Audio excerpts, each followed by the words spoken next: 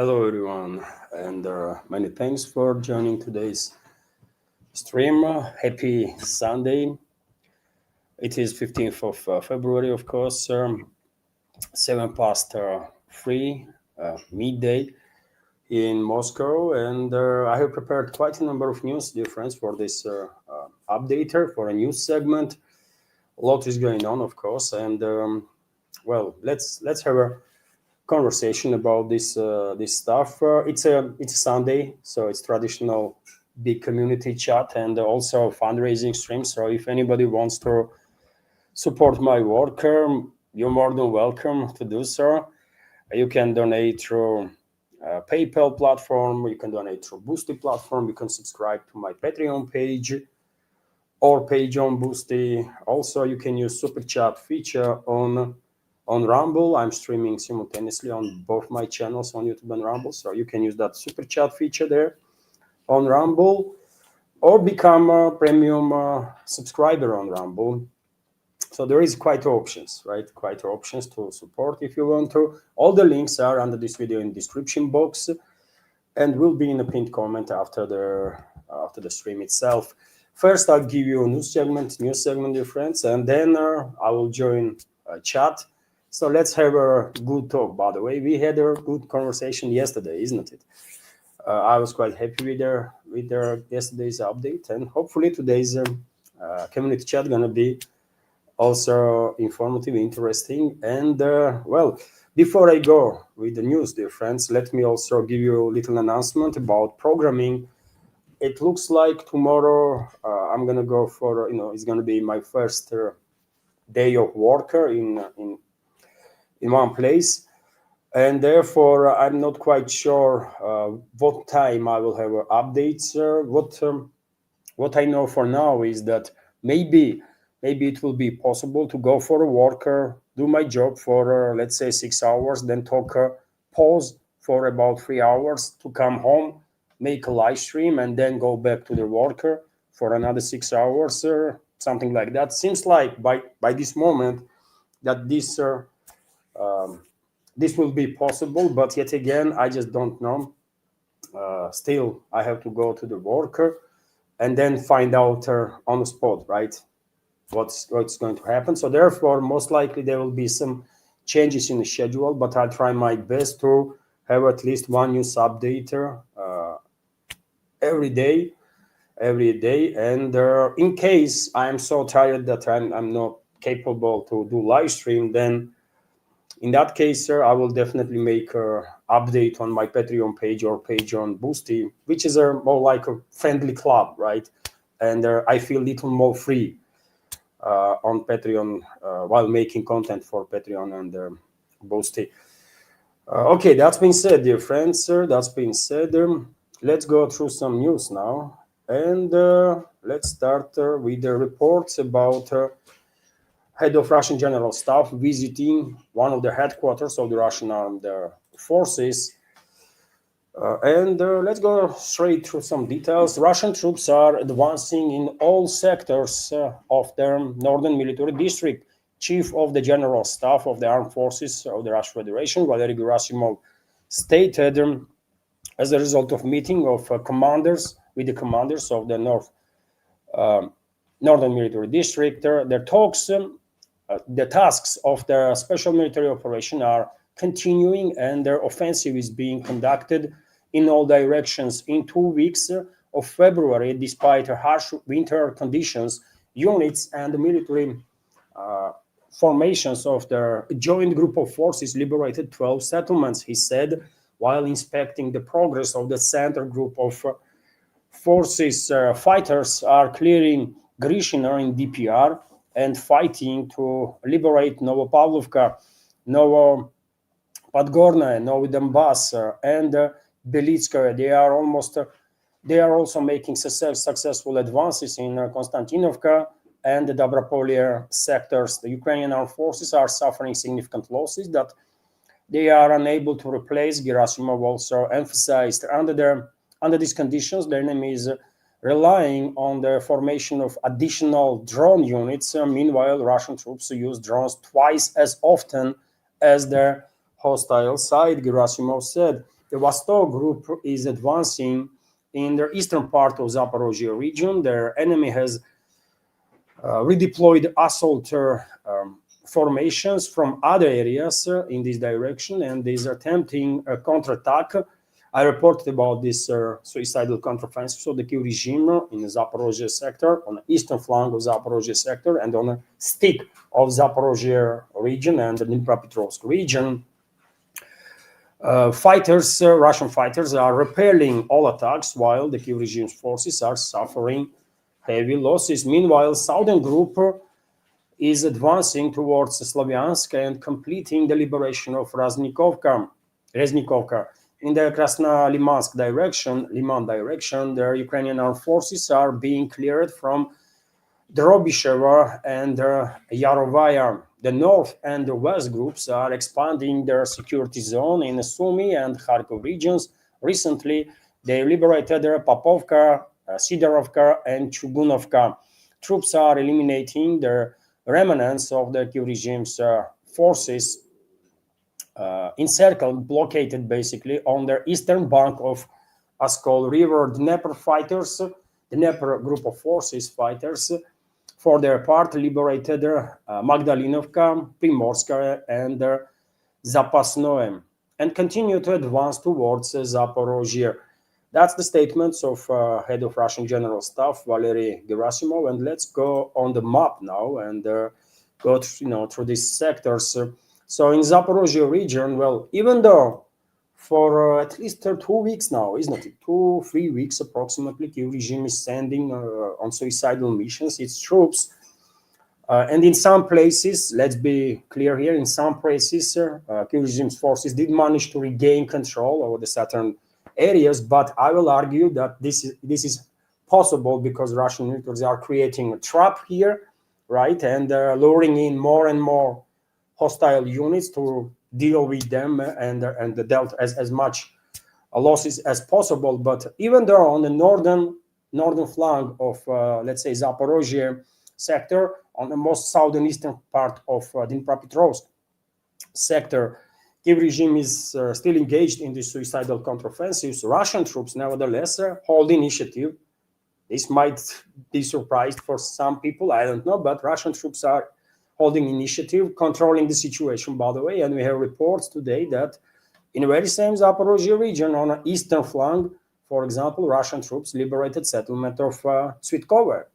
This area, by the way, that you see right now on your screen. This is, of course, on the northern-western side of Gulyai-Pole. Russian troops advanced quite significantly from Gulyai-Pole, by the way. That was liberated about months ago, isn't it?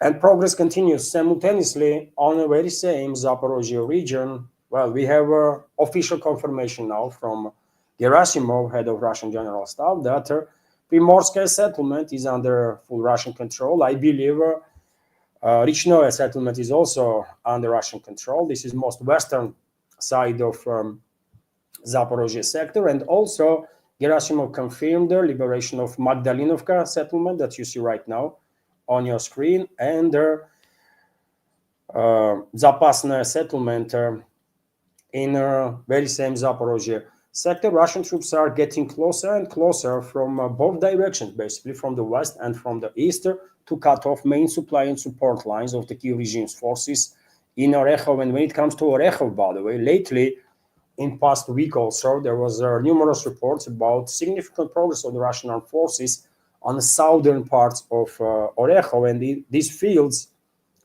are all disputed now, right? It's this map is a bit late with the updates, but well, these fields are disputed, and there is constant fight between the sides to establish complete control over this area. And Russian troops are beginning to advance in Novodanilovka settlement. Andreevka settlement on the southern-western side of Orekhov city. Orekhov is, of course, major stronghold of Kiev regime in the central part of Zaporozhye sector. And forward units of the Russian militaries are now about 10, 12, max 15 kilometers away from Zaporozhye city itself. And Russian FPV drones already are on the hunt on enemy on hostile forces and military equipment in Zaporozhye city itself, right? And as time goes by, we're going to see more and more videos of Russian operations inside the Zaporozhye city itself. When it comes to other sectors, as I said, Kyiv regime is conducting these suicidal counteroffensive operations on the most southern eastern part of Dnipropetrovsk region, where Russian troops established this quite a massive bridgehead. Actually, 2 dozen of settlements already been liberated, and I think Kyiv regime is repeating the same mistake again. Russian side is opening some gaps for Kyiv regime's attacking forces to lure them in, right? And by doing so, of course, Russian troops are inviting more and more hostile formations that have to be taken from other sectors, right? Because Kyiv regime don't really have larger reserves. And while doing so, on one hand, Russian troops are preparing ground to shut down this yet another cold room in the Dnipropetrovsk region, and simultaneously ease their situation for Russian troops on other sectors from which these troops are deployed towards Dnipropetrovsk region. So, yet, as I said, operational control is completely in Russian hands. When it comes to DPR, dear friends, as Gerasimov said, Russian troops are closing into a last major stronghold of Kyiv regime in the DPR, Slavyansk-Kramatorsk agglomeration. Russian troops are advancing in a Konstantinovka settlement, although it's still quite some time before this another relatively important strongholds of Kyiv regime, Konstantinovka and Ruzhkovka, will be liberated. These settlements are not as fortified as, of course, Slavyansk-Kramatorsk, but nevertheless, it's still a stronghold, and Russian troops are advancing in Konstantinovka area, closing into Slavyansk-Kramatorsk, and well, Gerasimov mentioned Liman, isn't it? And well, some might argue that Liman is somewhat in operational encirclement already, because take a look at the map, and this map is a bit late, always, by the way, with updates, but even this map right now gives you understanding what is going on around Liman.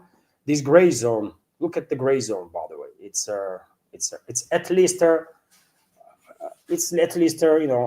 operational encirclement is happening of Liman.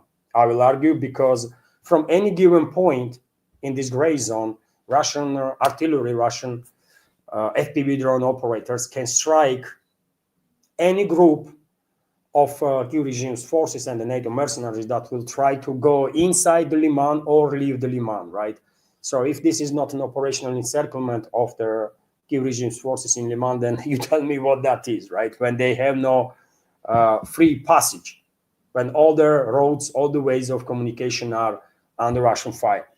So it is operational encirclement. Russian troops are also advancing, improving their positions in the Kharkov region, Sumy region. When it comes to Kharkov region, well, Glushkovka settlement, as Gerasimov stated, is under full Russian control now. You can see on your screen this settlement, Glushkovka, quite a longer settlement, prolonged settlement, wider area, and this is, of course, southern part of Kupiansk, and Russian militaries are finalizing, basically clearing operation on the left bank of the Oskol River. Entire this area, by the way, is going to be cleared from hostile forces, I guess in next 3 to 4 weeks, and that's going to be it. We will see, of course. And well, that's about it for a short summary. There is a lot of news, of course. So in order to keep this news segment relatively shorter, I have to go through other reports. Russian, I already mentioned, dear friends, that Russian army liberated Svitkova settlement in the Zaporozhye region, and on my Telegram and Twitter X pages, I shared video of the Defense Ministry about operation when this settlement was liberated. According to Defense Ministry, during their offensive on Kyiv regime's formations in Svitkova, during the which 8 square kilometers were liberated of the territory, settlement itself and surrounding areas, Kyiv regime's forces lost at least 2 platoons of manpower, killed. This was units of 225th Separate Motorized Rifle Brigade of the Kiev regime's forces. Also, more than 5 units of equipment were destroyed, and 2 drone control points, which is also important because you know how serious impact drones and drone operators having nowadays on a battlefield. As you know, dear friends, Russian armed forces not just advancing on a line of contact, on a zero line, but also conducting long-range strikes on military, logistical, energy infrastructure of the Kiev regime. And of course, it has an impact, big impact on the Kiev controlled territory. And well, one of the areas where Russian militaries are quite active while neutralizing military, logistical, energy infrastructure is Kiev, of course. And Mayor of Kiev, Klitschko, during the interview with the Financial Times, stated that Ukraine's survival is still an open question as Russian strikes push Kiev to brink of a catastrophe. This is Klitschko is saying, by the way. Klitschko, mayor of Kiev, he also accused Zelensky of weakening democratic reforms and pursuing politically motivated cases that never reached the courtroom. So yes, infight in the Kiev regime is intensifying, by the way, and you know that relationships between Zelensky and Klitschko is very tense, very tense. Klitschko already twice, at least, called for evacuation of the people from Kiev, but Zelensky and his administration blocked this initiative of mayor of Kiev and did not provide all the necessary assistance on the federal level, let's say, to actually help with the evacuations. And according to latest figures, more than 1,000 high-rise apartment buildings, by the way, and hundreds of other infrastructure is still without electricity and heating in Kiev, right? And that's the reason, one of the reasons, at least, why Mayor of Kiev Klitschko is saying that, well, they are on the brink of catastrophe, which is, I think, true. Also, past night, Russian militaries conducted long-range precise strikes on energy, military, and logistical infrastructure of the Kiev regime in Odessa region. And, well, during one of the strikes, a train station was destroyed, and also railway tank was with fuel was damaged with the secondary strikes. And on your screen right now you can see photo when firefighters were trying to extinguish the fire on an area of these Russian strikes. Meanwhile, of course, the Munich Security Conference continues to make headlines. By the way, it was, as I characterized it yesterday, it was a massive gathering of all sorts of xenophobes, racist, Nazis, and the fascists, right?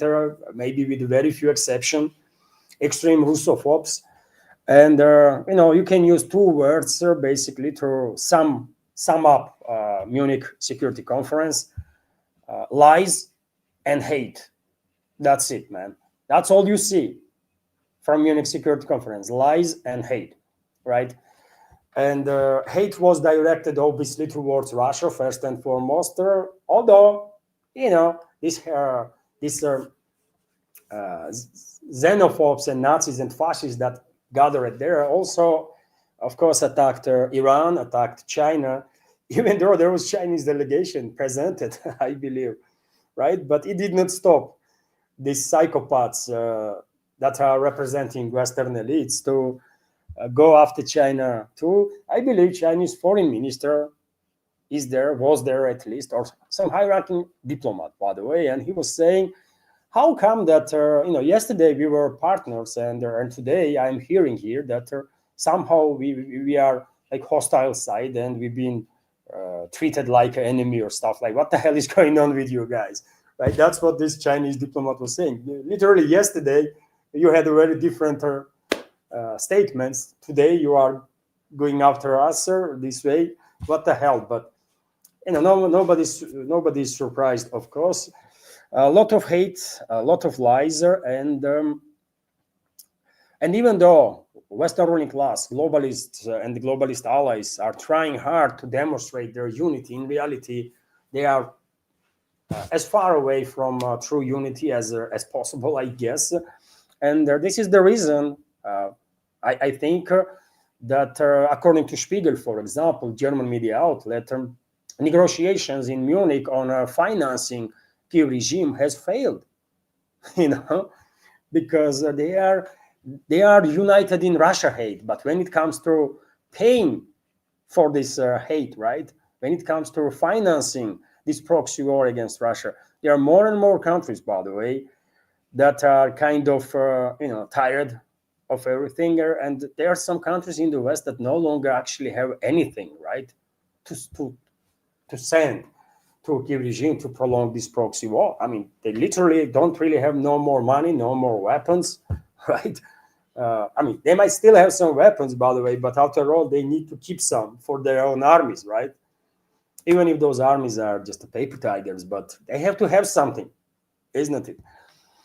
And on this matter, RIA Novosti is reporting here that EU leaders talks with Vladimir Zelensky on Ukraine funding held yesterday in Germany and failed, according to Spiegel's sources. Europeans failed to find a solution to the funding problem at the meeting between Ukraine supporters and President Zelensky on the sidelines of the Munich Security Conference. Berlin's proposal to use more than 90 billion euros of frozen Russian assets for Fed arms purchases from the United States failed, the article states. And I mean, this once again indicates, isn't it?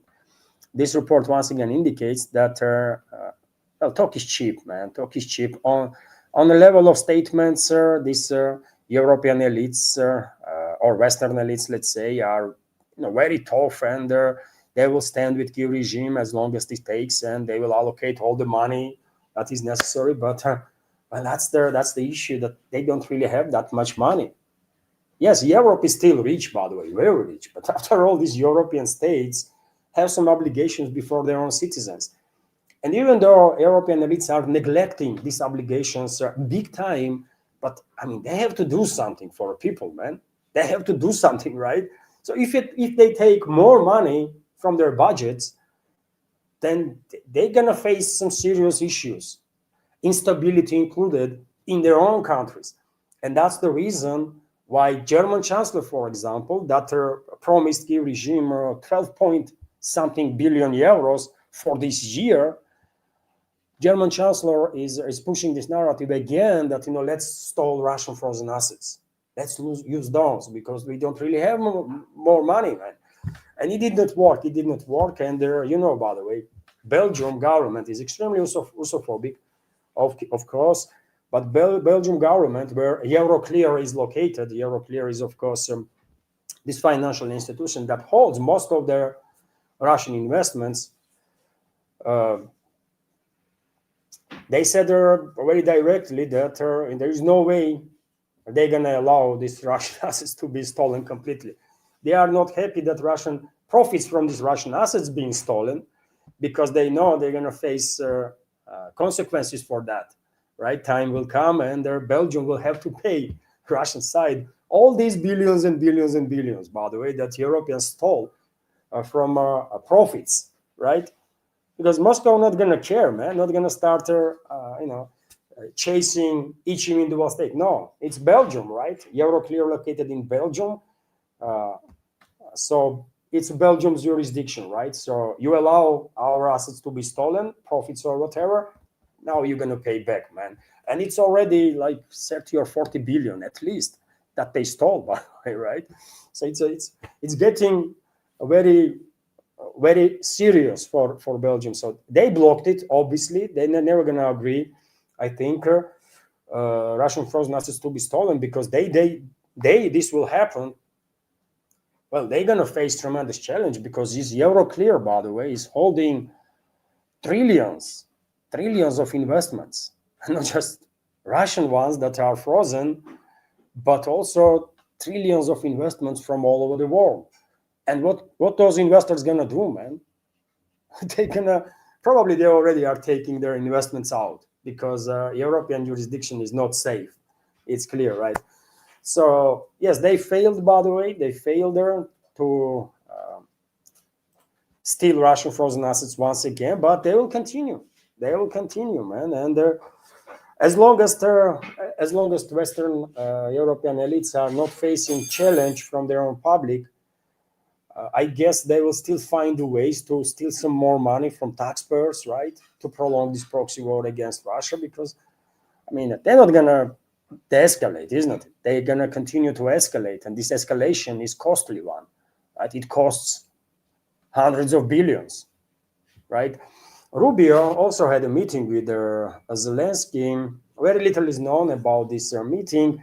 Rubio himself stated that, and this is quote, "I met with Zelensky to discuss Ukraine's security and deepening our defense and economic partnership. President Trump wants to find a solution that will end their bloodshed once and for all," he wrote on social media, and that's about it. What is, and I guess it was just a meeting for a meeting, right? Because I mean, really, what Zelensky gonna tell Rubio that he have not already heard like dozens of times? Is there anything that Zelensky can say or offer or do? No, not really. Rubio earlier avoided meeting another, meeting with the Kiev regime's representatives and European supporters of the Kiev regime, but I guess meeting with Zelensky himself had to happen, right, due to protocol stuff, and yeah, he wasted some time on that. And it is clear that Washington is kind of really not happy with Zelensky. Washington seems like really is not happy with Zelensky.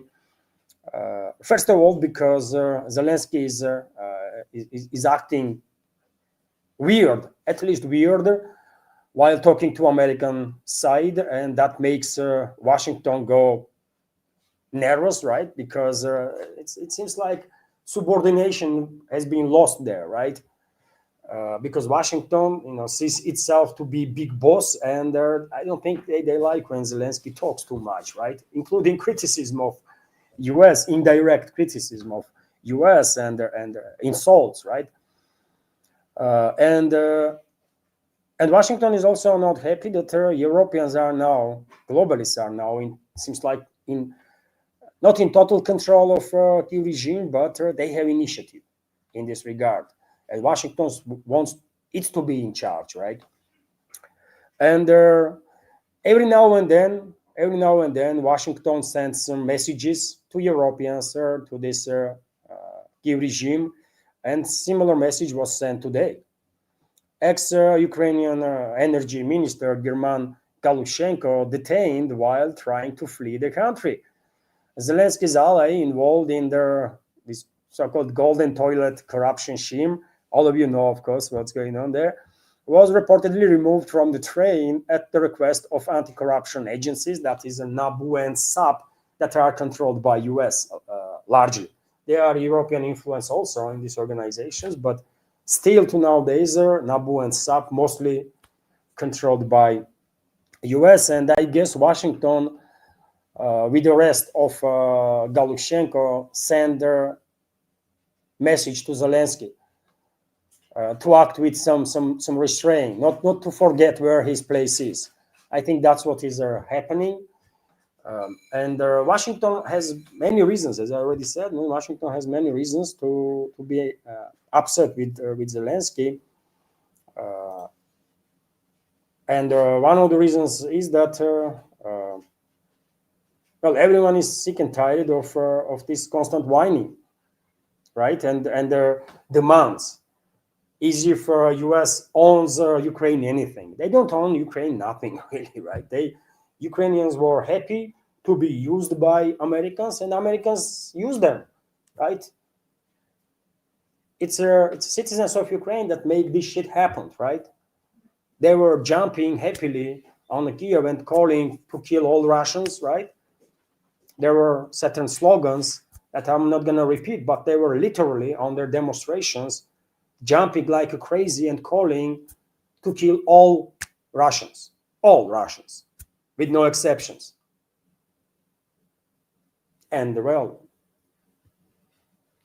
they jumped so much that they get themselves into this situation, and they think now that everyone owns them everything, which is not really the case. No one gives a damn about them, and it is time for them to realize that, right?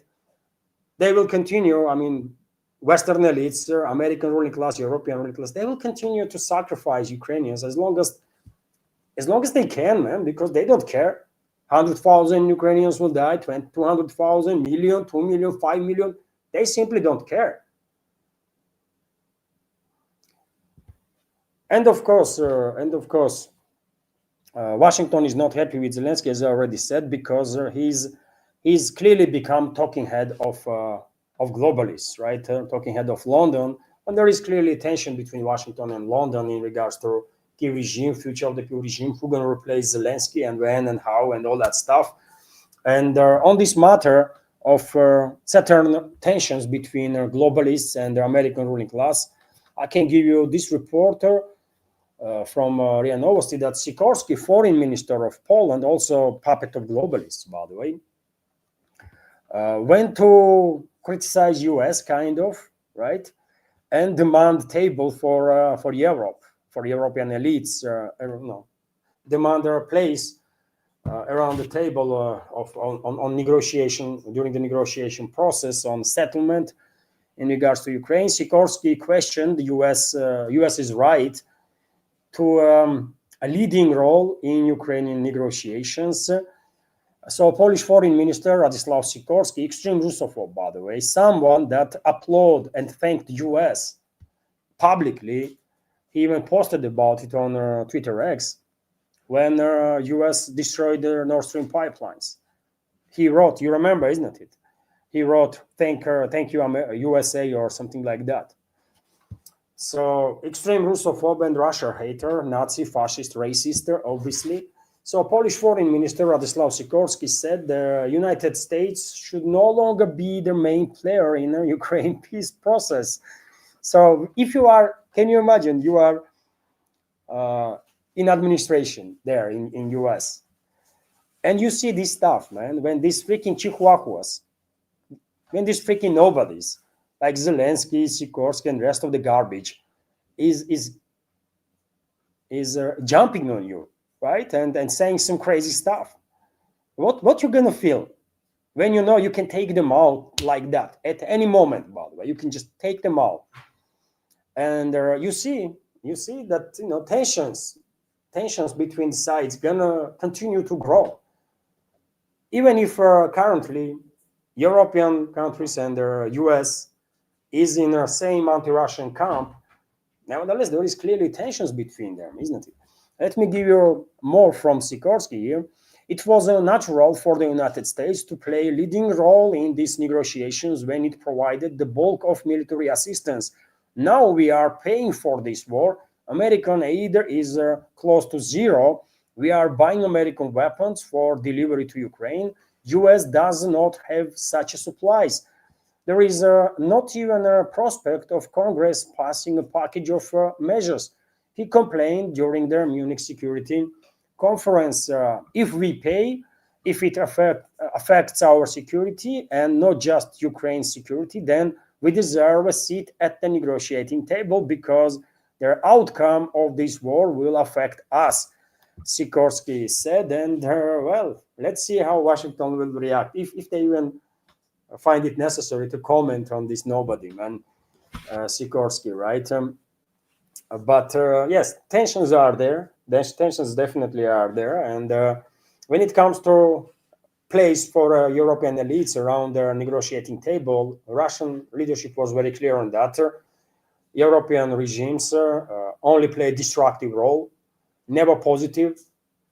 They are all about prolongation of this conflict, even when they are seeking ceasefire. They are doing so just to get some break, right, for themselves and for their proxy key regime to rearm, reorganize, and then to launch next phase of confrontation. So therefore, Russian leadership, president, former president, foreign minister, everybody is very clear that they see no They see no need European elites to be presented during these talks because they cannot bring nothing positive to the table. They just cannot. So what is the point to listen to some freaking idiots like Sikorsky or the Macron or Stammer or whomever, Merz? I mean, do we really need that? No. Thanks, no, man. We are good, right? But yeah, I'm sharing this information just to highlight tensions, by the way, right? And when it comes to Munich Security Conference, as I said, man, it was such a freaking blood, it was a kind of gathering in a mental clinic. That's the impression that I get. I read a lot of reports about this Munich Security Conference. I saw a lot of statements, videos about it. It clearly looked like this is a gathering in some freaking psychiatric clinic. And a lot of garbage was said by these Western so-called elites. And well, Zelensky also went to make headlines. I mean, for example, when I say that many crazy stuff was said during this conference, I mean, just take a look at the statements of Stab, Finnish president. Take a look at the statements of Rutte, Secretary General of NATO. I mean, crazy stuff, man. And all the others. I'm not even mentioning Kaja Kallas and Ursula Bursula and that kind of elements, right? So Zelensky also was making headlines, and he went after Orban big time. Prime Minister of Hungary. He insulted him twice publicly, fat-shamed. In one case, fat-shamed Orban. In other case, also insulted in some other ways. I'll give you details on that. So Ukraine's Vladimir Zelensky has launched yet another personal attack on Hungarian Prime Minister Viktor Orban, telling him that thanks to Kiev, he can think about how to grow his belly instead of building a capable army. These two have long been at odds due to Budapest's refusal to support Ukrainian Nazis and the fascists. And as I said, Zelensky didn't stop there. He went to continue this assault on Orban. So Vladimir Zelensky again publicly insulted Hungarian Prime Minister Viktor Orban at the Munich Security Conference. During the Evil One Kissed Prize award ceremony, the Kiev leader thanked the leaders of the partner countries for their support for Ukraine. He also mentioned the head of Hungarian government, and I give you a quote here. And I even want to thank Viktor. He's talking about Orban. You all know who I mean, because in his own way, he pushes all of us in Europe to be better. Better, if only so that we never become like him, a man who seems to have forgotten the meaning of the word shame, Zelensky said. And well, this is too bad, man. This is really too bad. I mean, Hungary going to react on this. This is not okay for sure when freaking nobody, puppet, prostitute of globalists, man, is going after prime minister of one of the few remaining sovereign countries in Europe. This is not okay, absolutely not. And Peter Szijjártó responded basically, and in very gentle diplomatic manner, try to put Zelensky in his place. But I don't think statements are going to be enough, man. Hungary is in danger. Hungary is in danger, by the way. I mean, these psychopaths in Kiev already targeted Hungarian refinery, isn't it? They already targeted Hungarian refinery that receives oil from Russia. So these are dangerous psychopaths, these Ukrainian Nazis and the fascists, man, and their globalist masters. And I mean, if Budapest wants to be on the safe side, they have to do something about it. You know, they have to cut ties with the Kiev regime completely, just shut down border, right, and secure yourself as much as you can. because I mean, Hungary may become a target for Ukrainian Nazis and the fascists in a relatively short time. Because what is the next step after this type of assault, personal assault on Hungarian leadership and insult of entire country, entire nation? What is the next step? Military confrontation, I think. And there was already terrorist attacks on Hungary committed by Ukrainian Nazis and the fascists. And Viktor Orban, even though personally, I don't know if he personally responded, maybe he did, to Zelensky's insults, but he's clearly not happy with the Brussels, by the way. He's clearly not happy with the globalists, right? Because he knows Zelensky is nothing. Zelensky is a talking head of globalists and only does what he's been permitted to do by globalists. And Orban is going after Brussels. Orban is going after Brussels. Hungary should fear the EU, not Russia. Prime Minister Viktor Orban has warned, arguing that the bloc poses a direct threat to his country's sovereignty. In his annual State of the Nation address on Saturday, he said Brussels' oppressive machinery is attempting to steer their upcoming parliamentary elections against his government. The vote is scheduled for April 12, and well, it's going to be a mess, man. It's going to be a mess. Hungarian security services, Hungarian armed forces, Hungarian society should be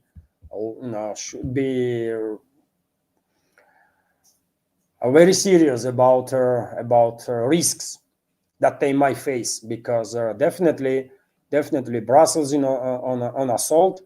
Globalists are attacking Hungary, and they're going to use Ukraine. They're going to use Kiev regime, by the way, to create internal instability. They're going to use Kiev regime, and they might bring all sorts of provocateurs from Serbia, right, and from some other areas also. And I guess Hungary security services know this and are working on their preemptive measures. But it's going to be something. And definitely Brussels will try to implement regime change in Hungary. Recent polls suggest that there is a tight race between Orban's ruling Fidesz party and their opposition led by former party member Peter Magyar. Orban accused Magyar's party of acting under Brussels' influence, which he said employs censorship, intervention, and manipulation to undermine his government. We must came to terms with the idea that those who love freedom should not be afraid of their East, but rather of Brussels, Orban said. What a statement, man. Finally, someone is saying their truth there.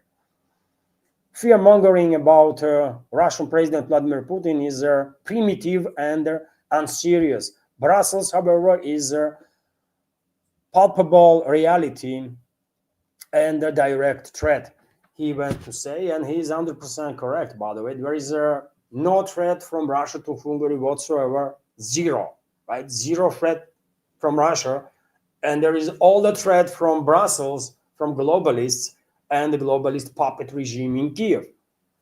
So Orban definitely knows what he's talking about. After all, by the way, he has all the access to classified information, right? That he is provided by Hungary's security services, man. And he definitely knows what he's talking about.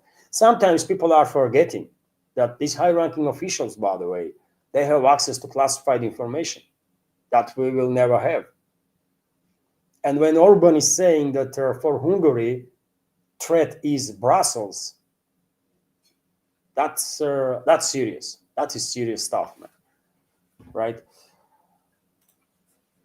Let's continue with some other news. And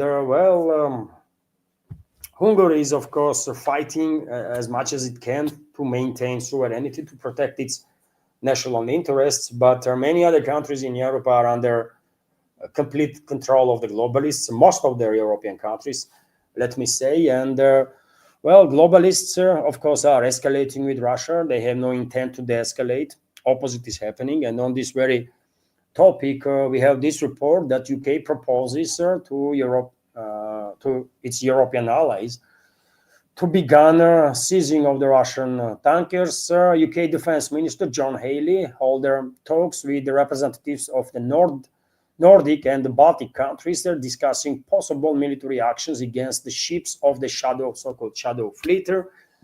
I mean, this is dangerous stuff. We are getting in very, very dangerous territory, by the way, isn't it? And I have said numerous times that one of the areas where we might actually see direct clashes between European NATO member states and the Russian militaries is the Baltic Sea, it's a Baltic region, right?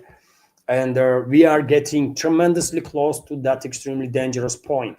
All due to insane, absolutely irresponsible policies of the Western ruling class, globalist control regimes in Europe.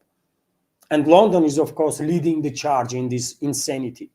Discussions took place on the sidelines of Munich Security Conference within the framework of their joint expeditionary force, a group of 10 countries operating in the North Atlantic and the Baltic Sea. According to participants, the head of British Military Department presented a number of options for consideration, including joint operations to seize the vessels. The role of the USA in this process has not yet been definitively determined. However, it is assumed that Washington may engage in a coordination. So, well, man, I have said many times, isn't it, that even though globalists were planning to prepare European countries to be sacrificed by 2029, 2030, number of European countries, to use them against Russia in open direct war, it is becoming more and more clear that the regime not gonna survive for another 12 to 18 months, right? Or definitely not gonna survive until 2029, 2030. Maximum this regime will be able to survive is maybe, 10, 12 months, 18 months, that's it. Maybe not even that, isn't it? And therefore, globalists are forced to revise their schedule of the war with Russia, open war with Russia. And I have said many times before that probably we will see globalists provoking direct conflict between a number of European NATO member states and the Russian Federation, either towards the end of this year, 2026, or in the first half of 2027. And this particular report can be seen as one more indicator that my reading of the big picture is actually correct, because you tell me what Russian Federation will do, how Russia will respond if these irresponsible regimes, psychopathic regimes in European NATO member states will actually go ahead with the military actions against their vessels, commercial vessels that are linked to Russia, directly or indirectly. Already we had a number of instances, right, when vessels were targeted. But if this will become something on a mass scale, if European NATO member states will actually attempt to implement maritime blockade on Russia, and that's what it is, isn't it? If they're going to target all their commercial vessels linked to Russia, then of course Moscow will have to respond on that.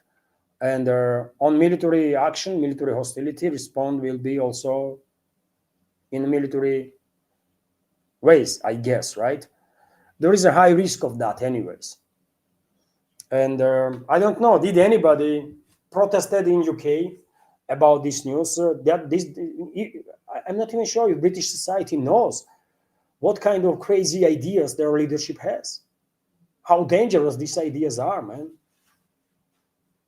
Is there any protests in UK or in any other country from these 10 that are now engaged in these talks to start military operations to hijack all the Russian commercial vessels or the vessels that are linked to Russia? Is there any protests there? Is anybody understands in these countries how dangerous the situation is? Or they actually think that no matter what Western elite's gonna do, Moscow will never react? Is this their calculus?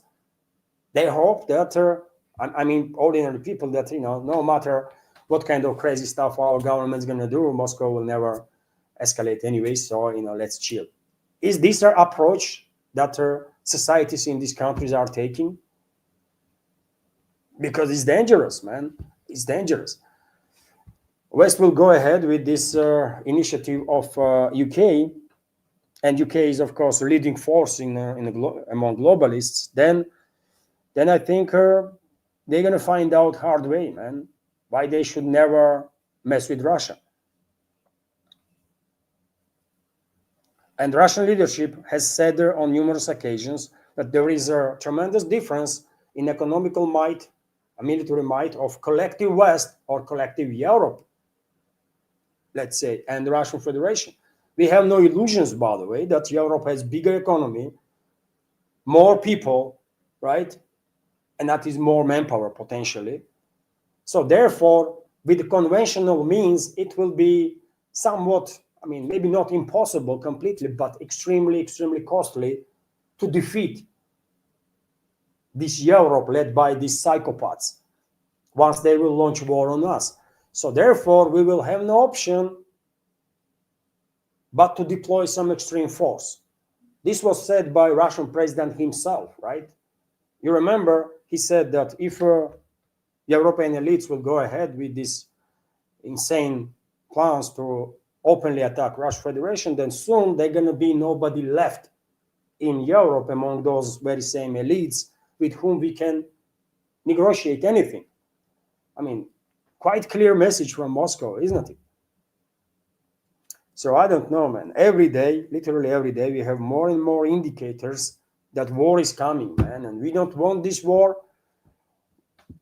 Russian leadership is demonstrating, I mean, some fantastic work in this field, right? To show everybody that we don't want things to escalate, right, even further. But well, if nevertheless, if fight is inevitable, then and Russian leadership was very clear that Russia will fight with all means necessary. I don't know, man. European societies, either they are so poorly informed that they have no freaking idea what's going on, or they are just suicidal, man.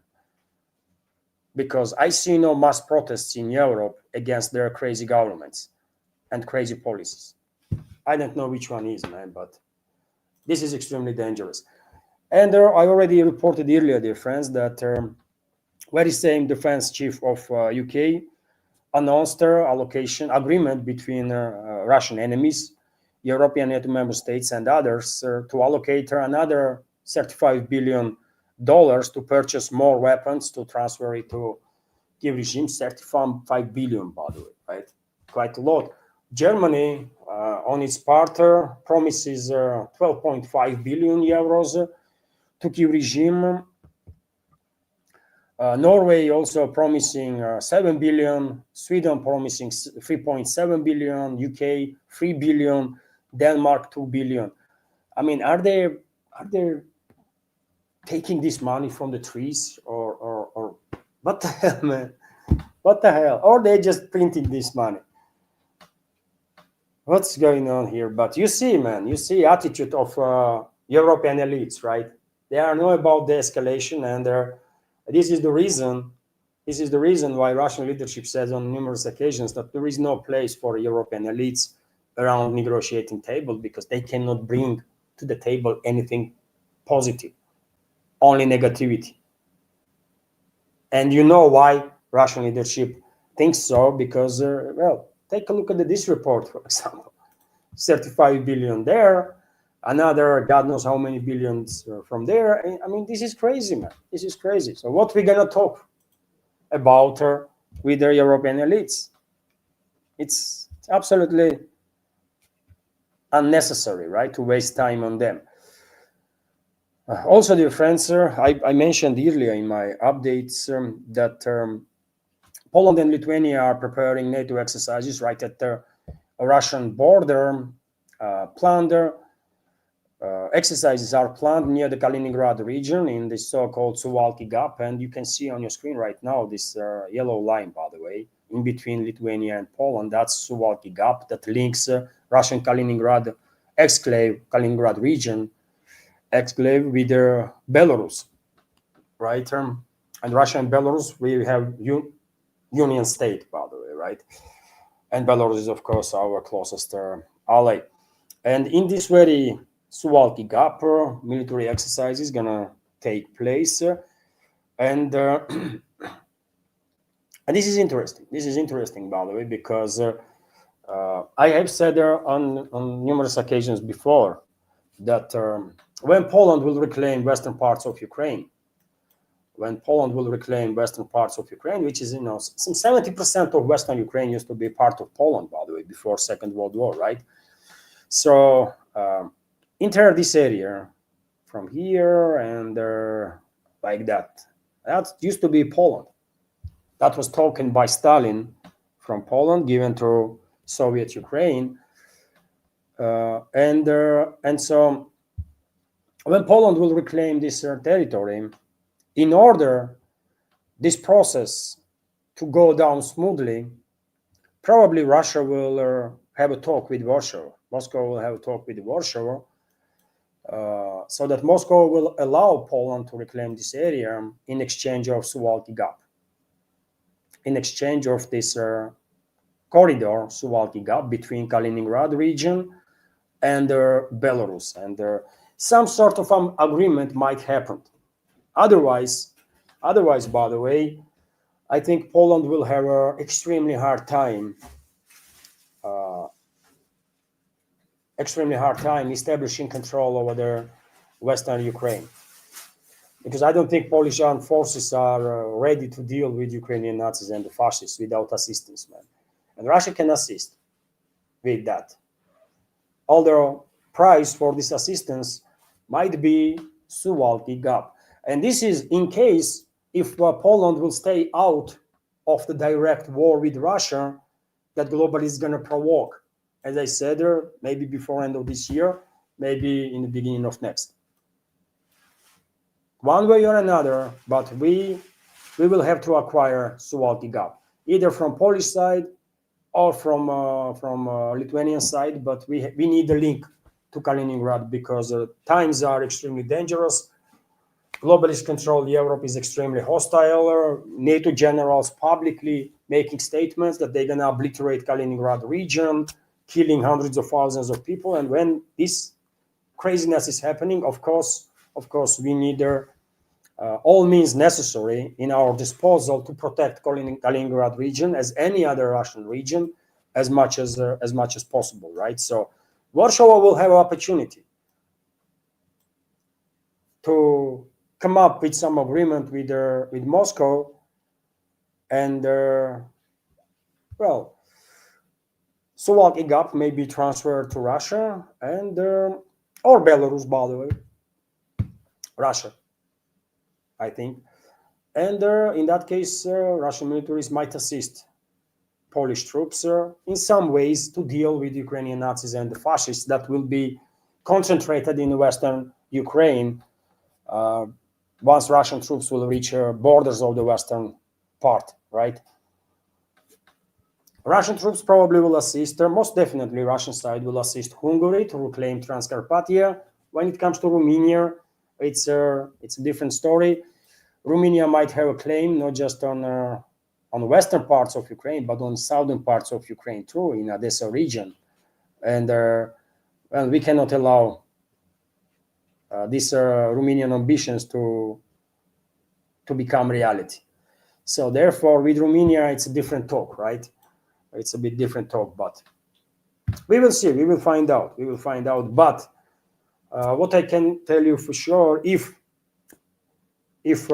Poland and Lithuania will be engaged in direct open war with Russia, when globalists will launch attack, then of course Russian troops will establish control over the Suwalki Gap anyways,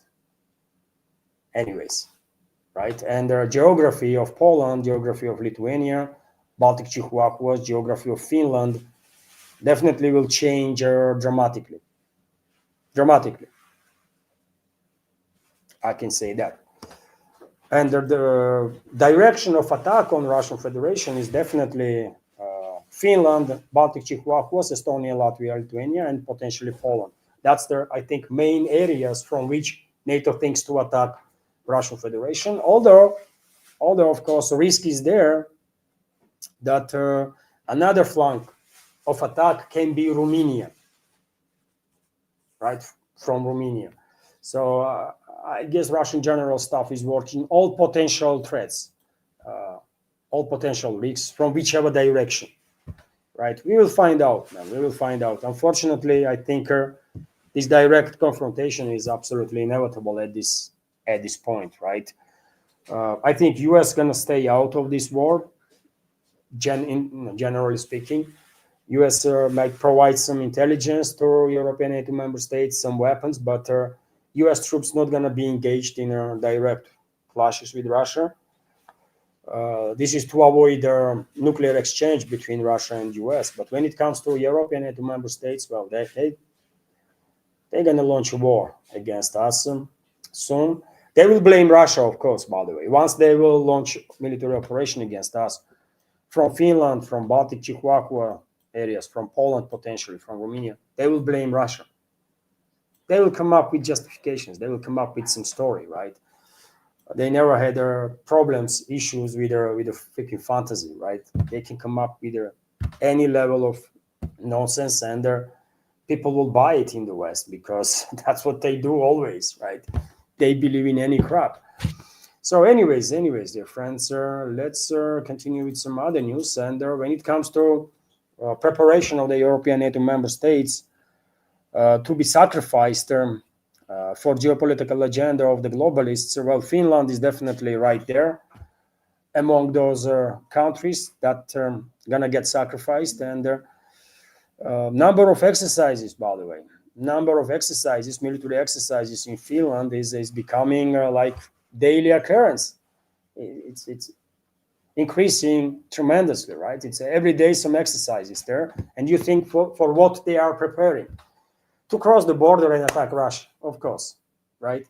So Finland has expanded the scope of its military exercises near the Russian border. Russian ambassador to Helsinki, Pavel Kuznetsov, said in an interview with RIA Novosti, the scale of exercises organized in close proximity to our border is gaining momentum. In May, June 2025, the multinational maneuvers Lively Sabre 25 and Karelian Sword 25 took place. In November, December 2025, the largest ground forces exercises of the Finnish armed forces, Lively Century 25, was held.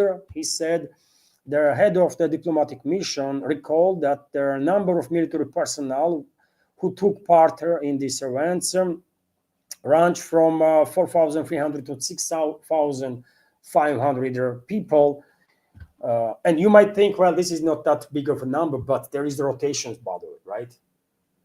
To create the illusion that this is not preparation to attack Russia, they are bringing in units, these units participating in these 3 months long exercises.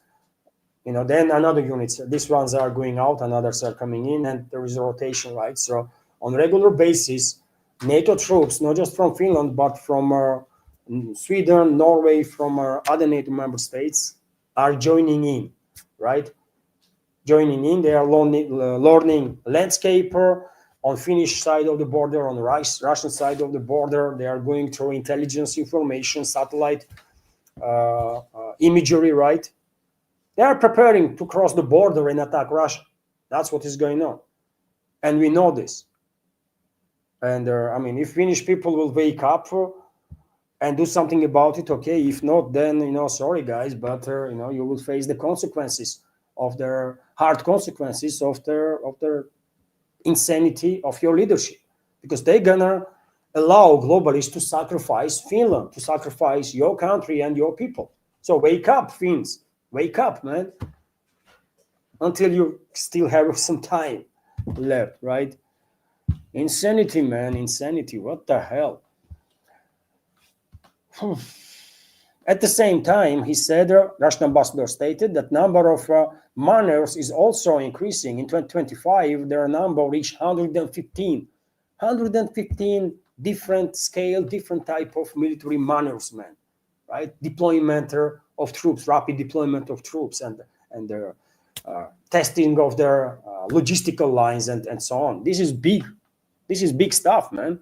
While up to 122 exercises are planned for this year alone. 122 military exercises in Finland this year alone. There is constant exercises, right? Constant.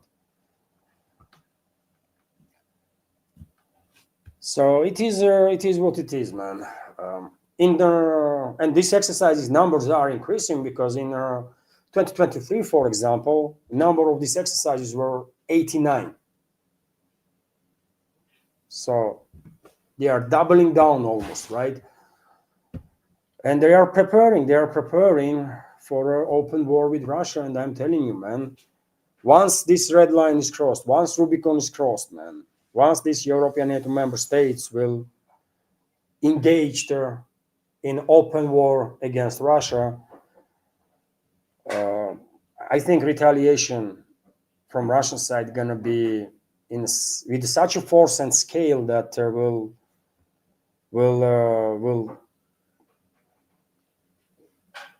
that will be forever remembered in human history. Not just by these countries that would dare to attack Russia, but this will go down in human history forever as a reminder what is happening to insane regimes and countries that are led by insane elements when they are messing around Russia. Just saying, man. And as I said, by the way, on the European side, there is, of course, when it comes to balance of power, of course, combined Europe has much bigger military capabilities, much bigger economical capabilities, much bigger manpower. After all, Russia is 145 million. Europe is, I don't know, 500 million plus, right? Tremendous difference, by the way.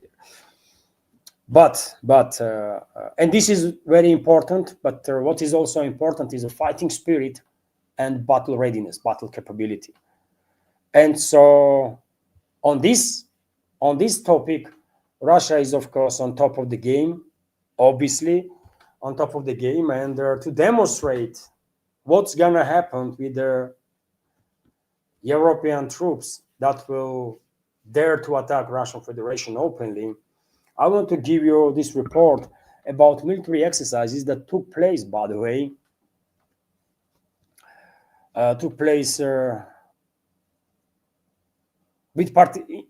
in NATO country with participation of drone operators, few units from the Kiev regime's forces that were operating with the drones. These were battle experienced units that was brought in to participate in exercises, right? To demonstrate how modern warfare looks like. And this exercise did not went well for NATO troops, by the way. It went horribly wrong for them, and let me give you details on that. Now, at the NATO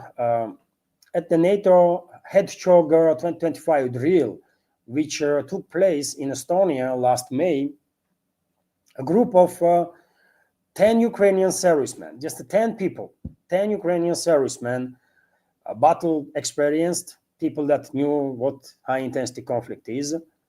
So a group of 10 Ukrainian servicemen destroyed 2 NATO battalions and 17 units of the armored vehicles in just few hours. 10 battle-experienced militaries from Kiev regime took out 2 battalions, 2 NATO battalions, by the way, in few hours. And because Russian troops are achieving success on the battlefield and are more successful in all type of warfare than Kiev regime's troops, and that gives me you know, indicator that, well, when NATO troops attack Russia, by the way, it's going to be massacre. It's just going to be massacre of NATO troops. They might think that they have these fancy Leopard 2 tanks and their some other freaking vehicles, Bradleys and Medleys and all sorts of garbage. They might think they are invincible, but only 10 militaries from Kiev regime during the exercises, and they were deploying drones, right? Drone tactic was used to monitor movement of these two battalions, monitor the movement of their armored vehicles, their locations, right, and so on. And 10 men destroyed in these exercises, 17 vehicles, and their 2 battalions were obliterated. So can you imagine what Russian troops will do to these NATO battalions, man, once they will face each other? It's gonna be massacre, man. It's not gonna be it's not gonna be equal fight. I commented on this news even, right, that one can only imagine what would happen to NATO units if and when they will find themselves in a combat with Russian fighters.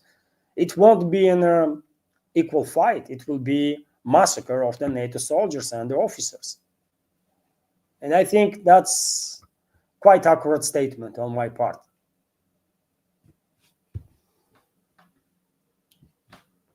Yet again, due to tremendous difference in combined between economies of Russia and combined Europe, because tremendous difference in terms of population of Russia and combined Europe, in terms of military industrial complex of Russia and Europe. Of course, once European NATO member states will attack Russia, Moscow will deploy all means necessary, and this conflict would not be conducted just with conventional weaponry, but whenever there will be close range battle between the sides, well, Russian troops gonna massacre, man, NATO formations, because they have no freaking idea, isn't it?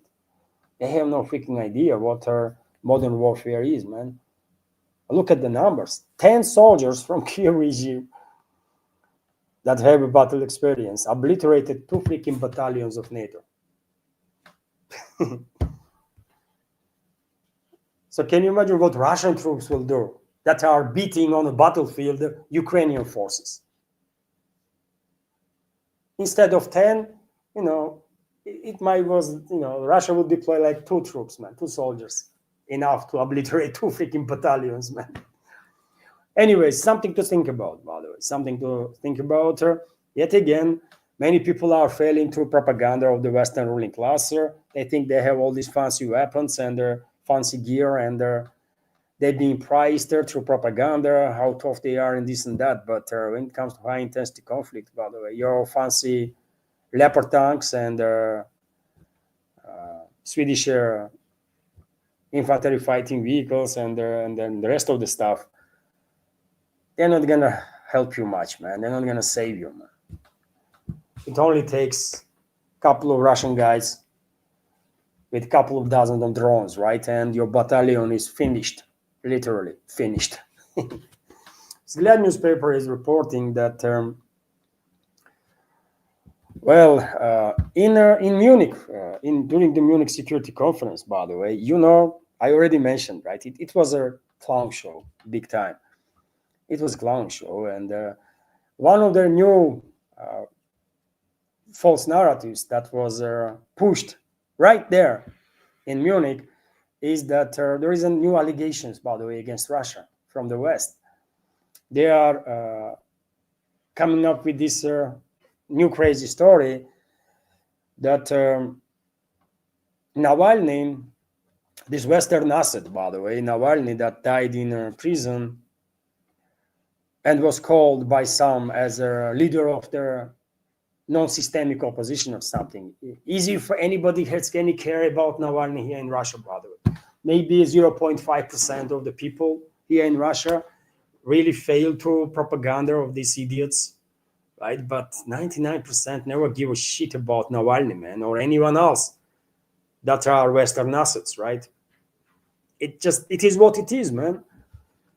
And well, Navalny died in a prison, and I was thinking, and I was saying from straight away, if you remember, if you are a veteran of our community, you know what I was saying, that maybe because Navalny had access to his lawyer,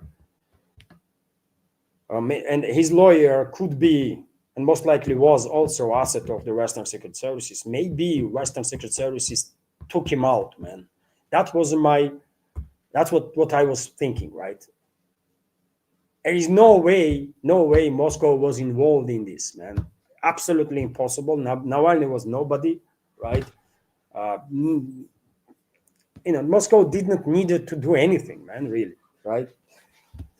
So I was thinking maybe because Navalny had their contacts with their lawyer, through lawyer, Western Secret Services poisoned him somehow, right? But investigation didn't come up with any evidences that Navalny was poisoned. Medical expertise said that he had some medical issues, and it happened that he was at prison when there was this emergency situation with his health, and he died.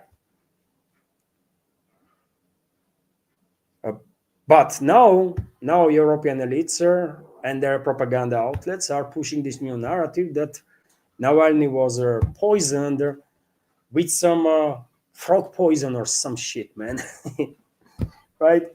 They never had access to Navalny's body. They never had access to laboratory to do any tests and stuff. But they are coming up with the idea that, well, Navalny was poisoned with some stuff. You know what? I think it will make all the sense, by the way, if Russian medics, if it's possible after so many times, if Russian experts will go again with expertise, right? Because if European elites are saying that Navalny was poisoned by frog poison, maybe that's the poison that they use, man. Maybe they killed Navalny. I think Russian investigators have to look at this possibility, man. They have to check this story.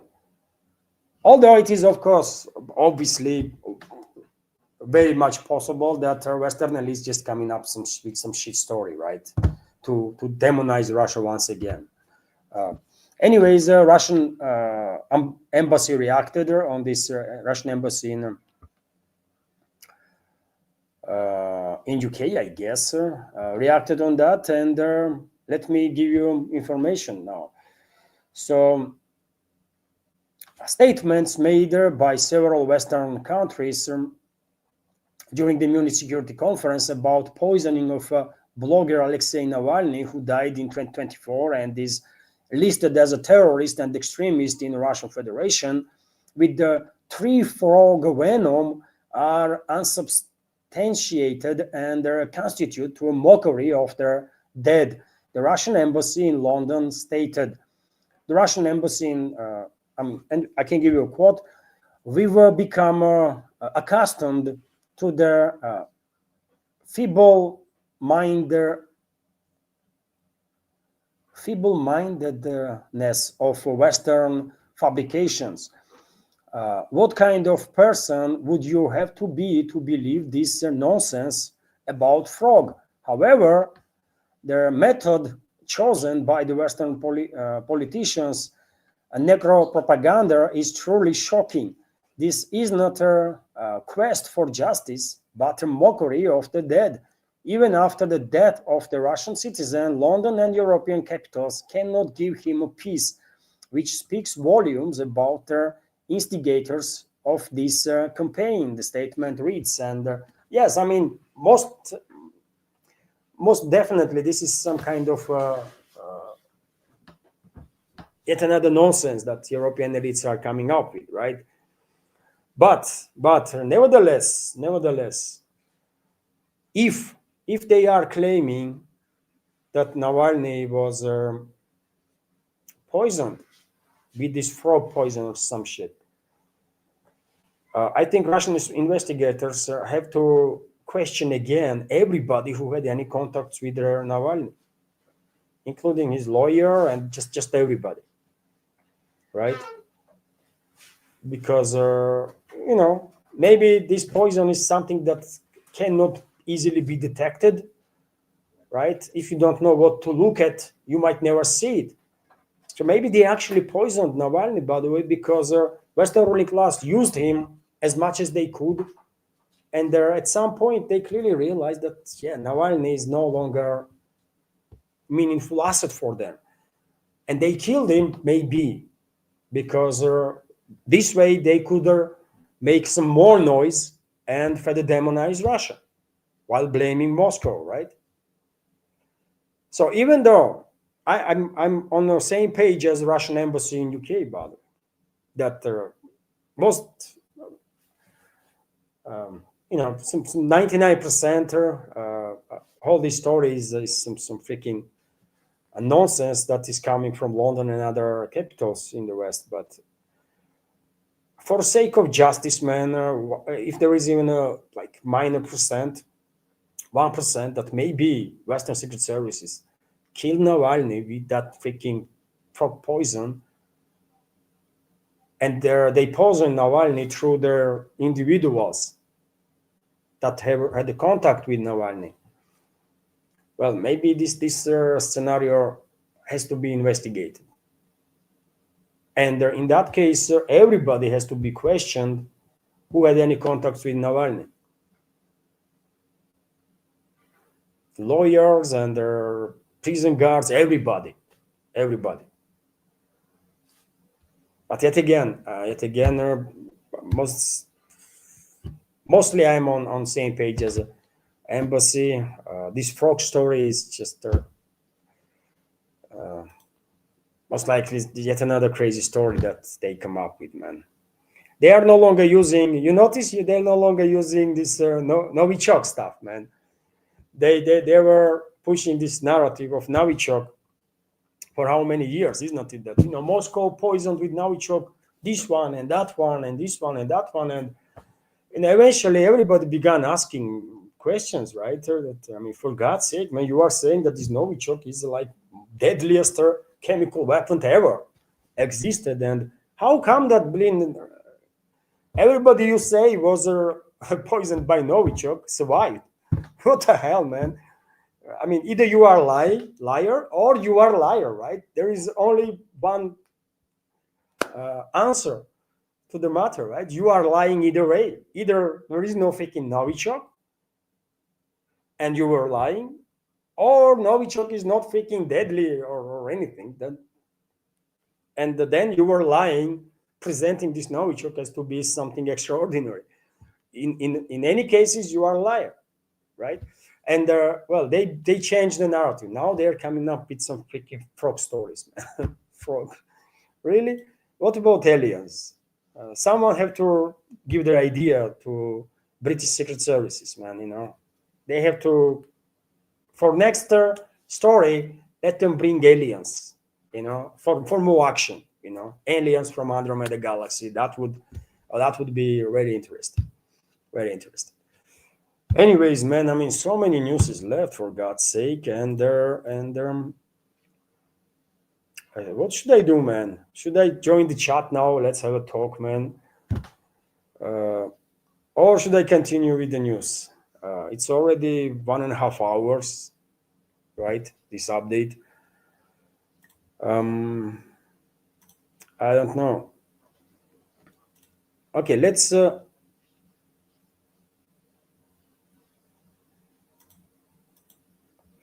I will go through some news quickly, just headlines maybe. So I will end this news segment in next 10 minutes, hopefully. So TASS News Agency is reporting here that Russia is ready to discuss idea of Ukraine's temporary external governance, which is interesting. Idea, this is not the first time I'm hearing this idea. I believe Russian president also hinted on that several months ago in 2025, that was.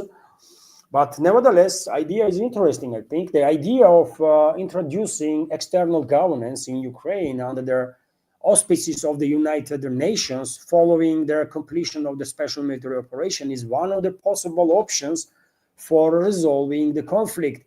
And Russia is prepared to discuss it with other countries. Russia's deputy foreign minister, Mikhail Galuzin, said in an interview with the TASS news agency. And yes, one of the ways we can move forward definitely is creation of this temporary UN-led governance in Kiev controlled the territory. Why not, really? Why not?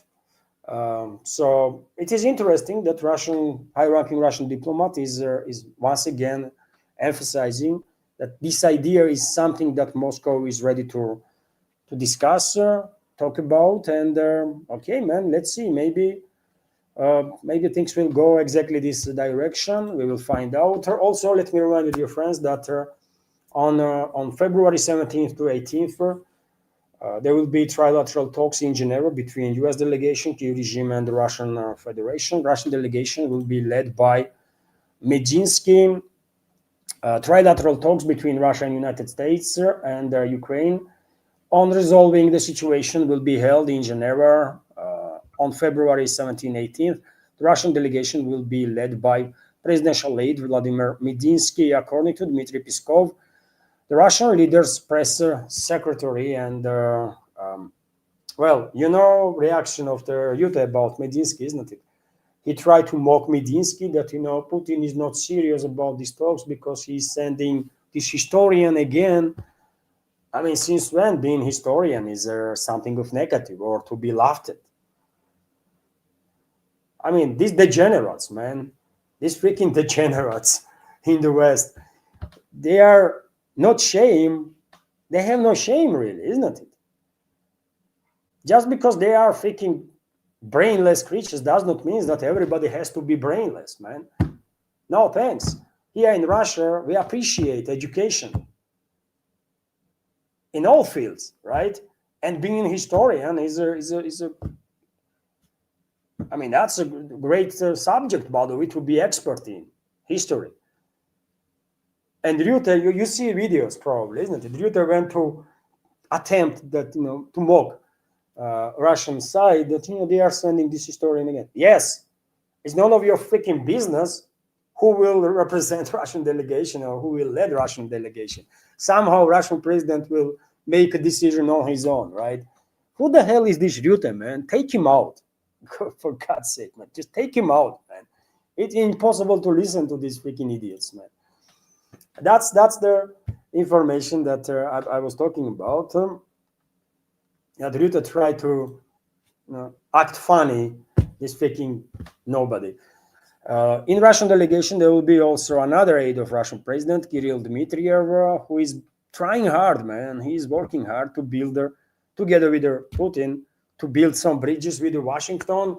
I personally, you know, I'm skeptical that they will succeed in this bridge building project. Although I wish them luck, man. I definitely wish them luck because theoretically speaking, I mean, it will be great for both countries, by the way, for US and Russia, if we will be on good terms with each other, right? And Moscow is clearly open for that, man. Right? If Washington, if one day leadership in Washington will be able to do business with Russia based on mutual respect and benefit, then that will be a great opportunity for both US and Russia, peoples of US and Russia.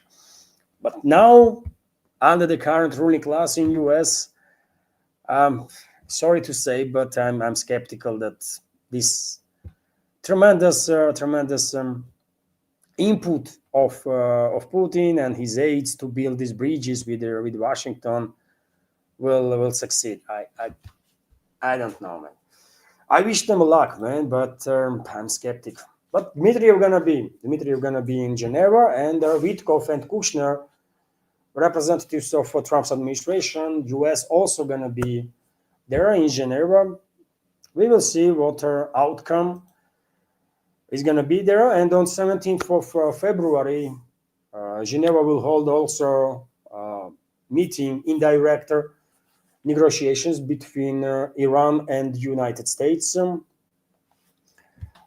And I'm skeptical about these negotiations also, unfortunately, because there's too many indicators that telling us that the US is not serious about these talks. US or Western ruling class is just gaining time, right, until they will manage to deploy enough military assets towards the region to launch the military campaign against Iran, to destabilize Iran, engulf in a civil war, right, and then spell this civil war throughout the region, and to even provoke wars between some neighboring countries potentially, because Western ruling class wants to destabilize the Middle East and shut down navigation in the Persian Gulf and through Hormuz Strait. So therefore, I'm very skeptical that these negotiations between Washington and Tehran will produce some positive outcome.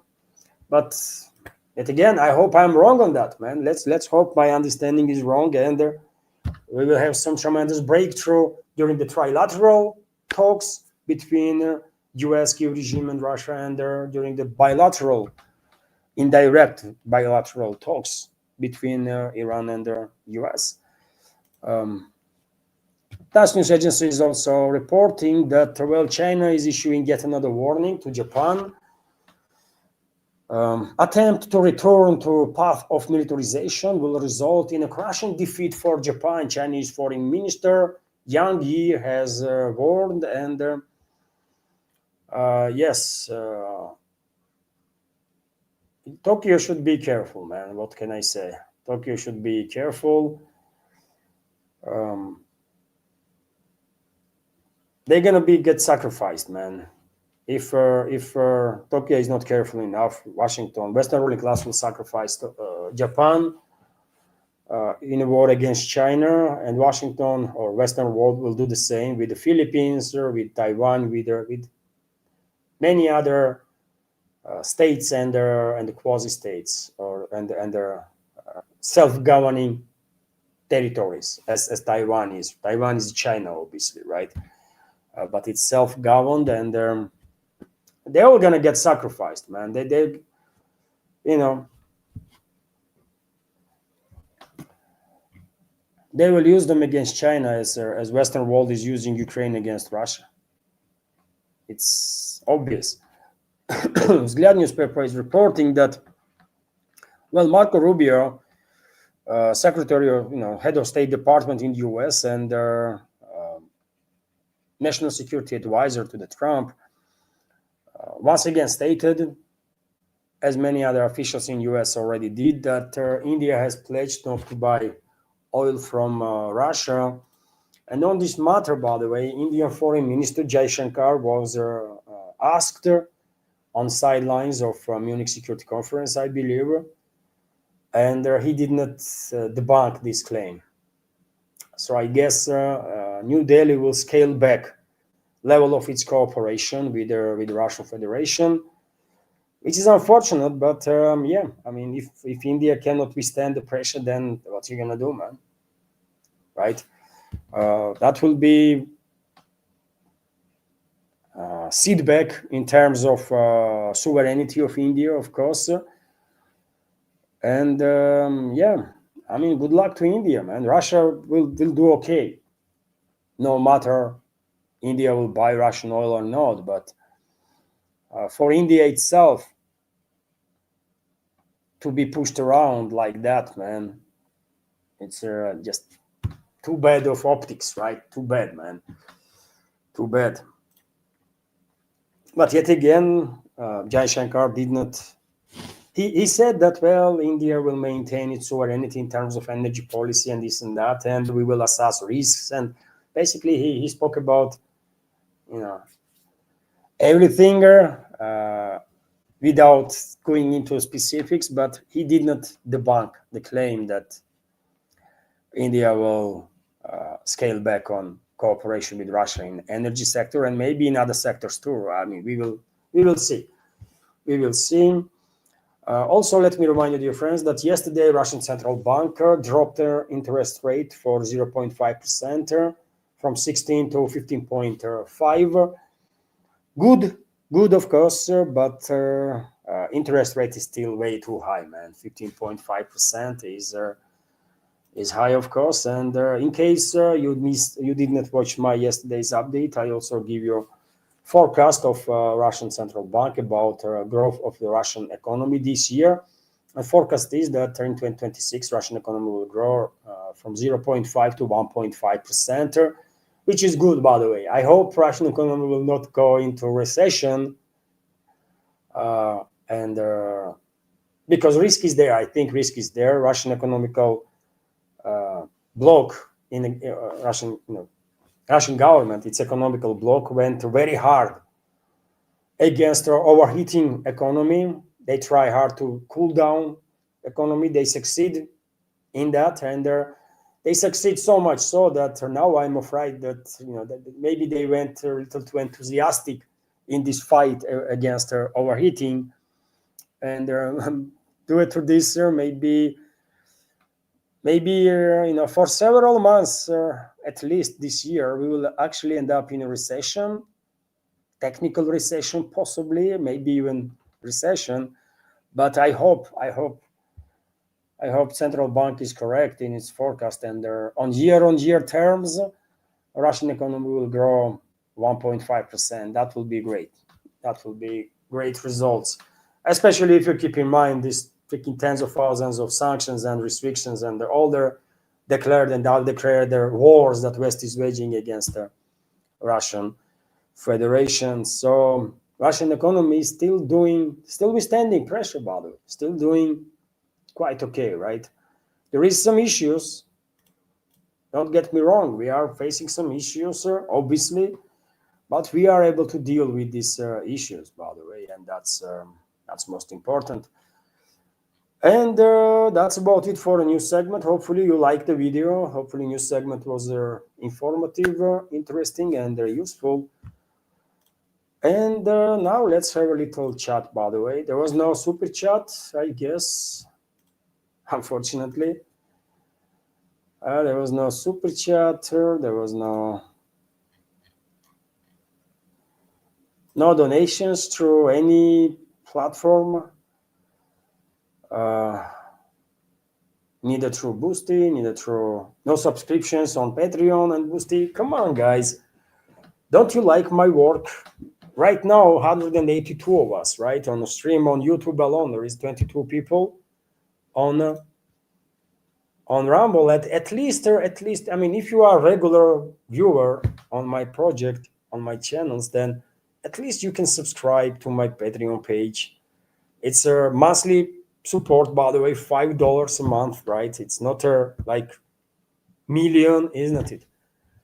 And our community on Patreon is only 134 people right now. So, and all of them, most of them, by the way, $5 subscription, $10 subscription max, right? There might be few $20 subscriptions. You can choose your level of support on Patreon. Once you go there, it starts from $5, and then it's up to you, right? So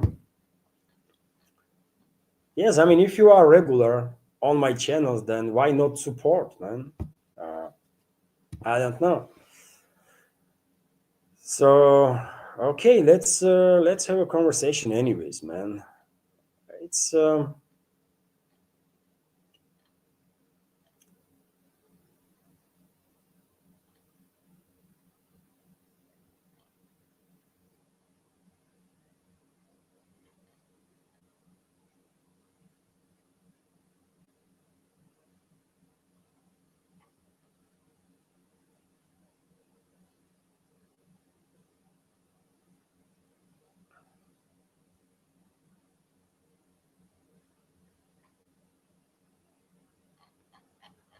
let's have a conversation, dear friends. If you have any question, I would not go through whole the chat, by the way, now.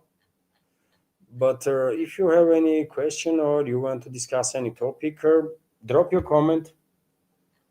in the chat. I will see it, and let's have a talk. Otherwise, you know, we can end the stream. By the way, when there is no support, by the way, you try hard, man. You make freaking live stream, prepare program, and there is not a single donation, man. Let's be real. It feels like your work has not been appreciated, and it's not really stimulating to do anything, right? After all, for Patreon community, I can post updates on Patreon every freaking day. That's it, man, and on Boosty. Why am I working then on YouTube and Rumble? Anyways,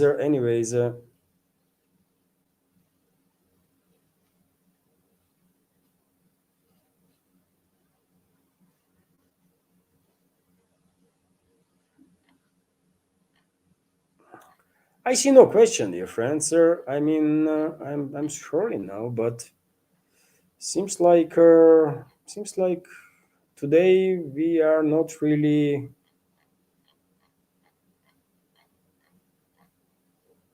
Not really.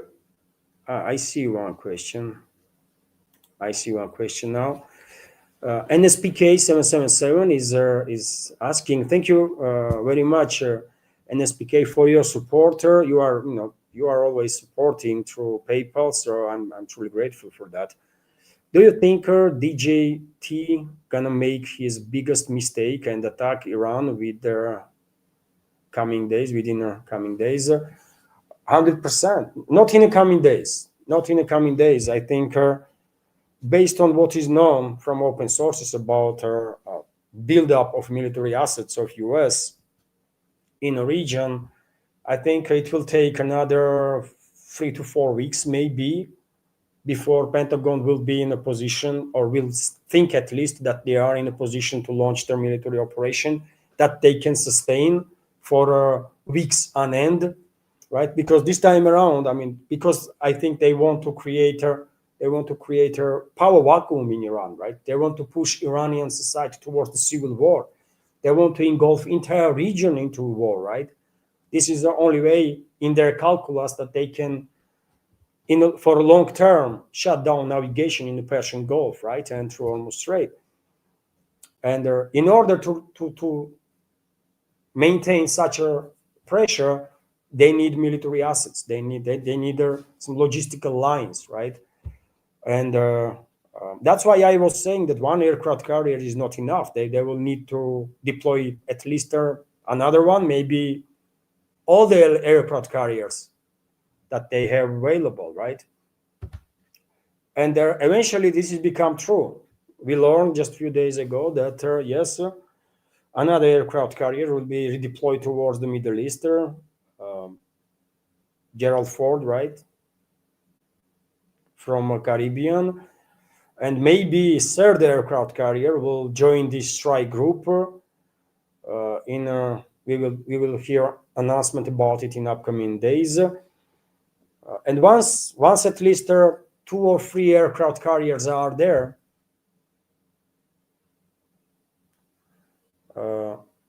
once US will deploy and disperse throughout the Middle Eastern bases enough squadrons, then we should expect attack on Iran. But attack is imminent. I think attack on Iran is absolutely imminent. But currently, US, in my personal assessment, is not in a position yet to launch. They can launch an attack, but they cannot sustain this pressure, right? Because aircraft carrier will run out of munition that they can drop in few days. If there are a lot of sorties from aircraft carrier, in few days' time, those planes will have nothing to launch no more, right? And their planes themselves, they can only go for certain number of sorties, right? Before they're gonna have some general checkup, planes themselves. For every flight hour, these planes are requiring like dozens of hours of work on them, right? eventually. And so therefore, US needs at least another 2, 3 aircraft carriers in place. I think probably US will be able to eventually deploy 3 aircraft carriers. I don't think if they have a fourth one battle capable, and therefore they will deploy probably amphibious warships that have on board either Harrier planes or the F-35s, vertical takeoff and landing planes. They might deploy these amphibious warships because they have this massive deck, isn't it, that can be used. Arleigh class destroyers, submarines, right, that can launch Tomahawk missiles. I mean, 3, 4 weeks from now, I think US will be in a position to launch and sustain certain level of pressure on Iran, because they're not going to attack only, they're not going to come up with only decapitation strike. They're going to attack government officials, government buildings. They're going to attack military leadership, military assets, and they're going to attack also administrative buildings throughout the Iran. They're going to attack police stations, right? They want to create power vacuum. They want to push Iran into total chaos, right?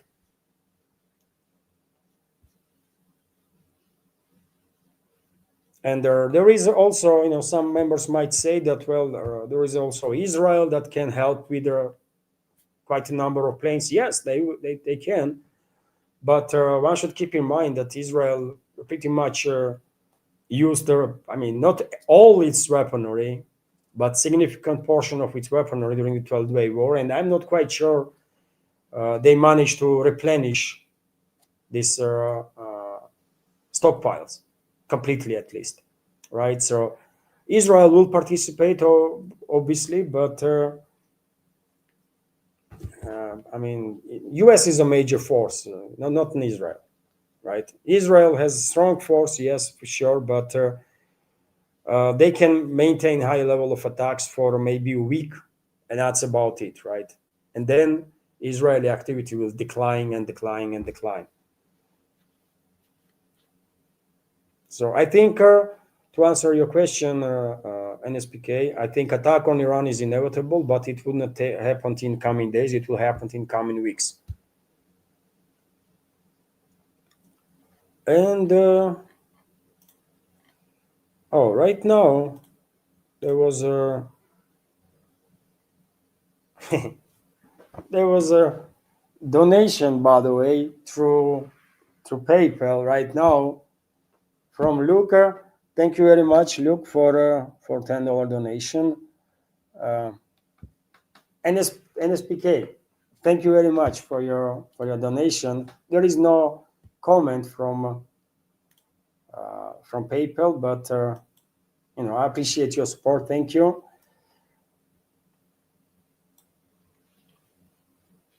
And let's continue, dear friends.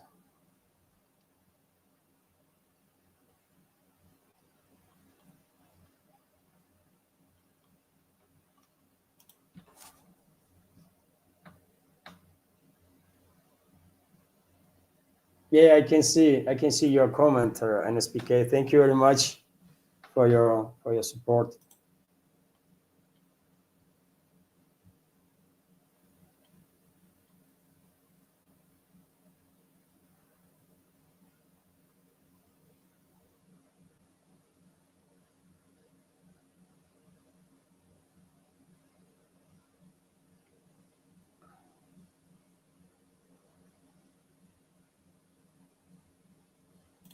Also, NSPK is commenting Iran is much stronger now, backed by Russia and China. And yes, I think there is quite a probability that Western ruling class and Israel will fail, provoking civil war, because in order to fully destabilize Iran and push Iran into chaos, and in order to create this power vacuum, and then and provoke civil war, they need to US its allies, Israel and their allies, they need to provoke war between Azerbaijani ethnic minority and the Persians. These are two major groups. Persians there are other groups also, by the way. There are Kurdish people, Kurdish minority, Baluchi minority. There are other minorities too, but Azerbaijani and the Persians, these are nation builders in case of Iran, right? And I really have doubts that the Western ruling class will manage to provoke war between these two peoples of Iran, Azerbaijanis and the Persians. And if they fail to provoke war between them, then definitely they're not going to be able to defeat Iran. They will deal significant damage to Iran for sure, but they will not be able to defeat Iran or conquer Iran or anything like that. They're going to lose in that case. Because eventually they will have to look for ways to, of ceasefire, as it was during the 12-day war.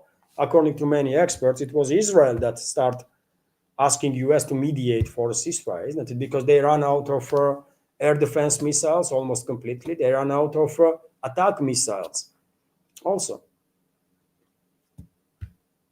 So, if Persian and Azerbaijan, if ethnic groups in Iran stay together, generally speaking, then this attack on Iran will fail, because there is no way Western ruling class and Israel can defeat the united people of Iran. They can come up with successful attacks on military infrastructure, economical infrastructure. They might kill quite a number of political and military leadership, but if Iranian people stay together, united, no one gonna defeat them, man. I think so.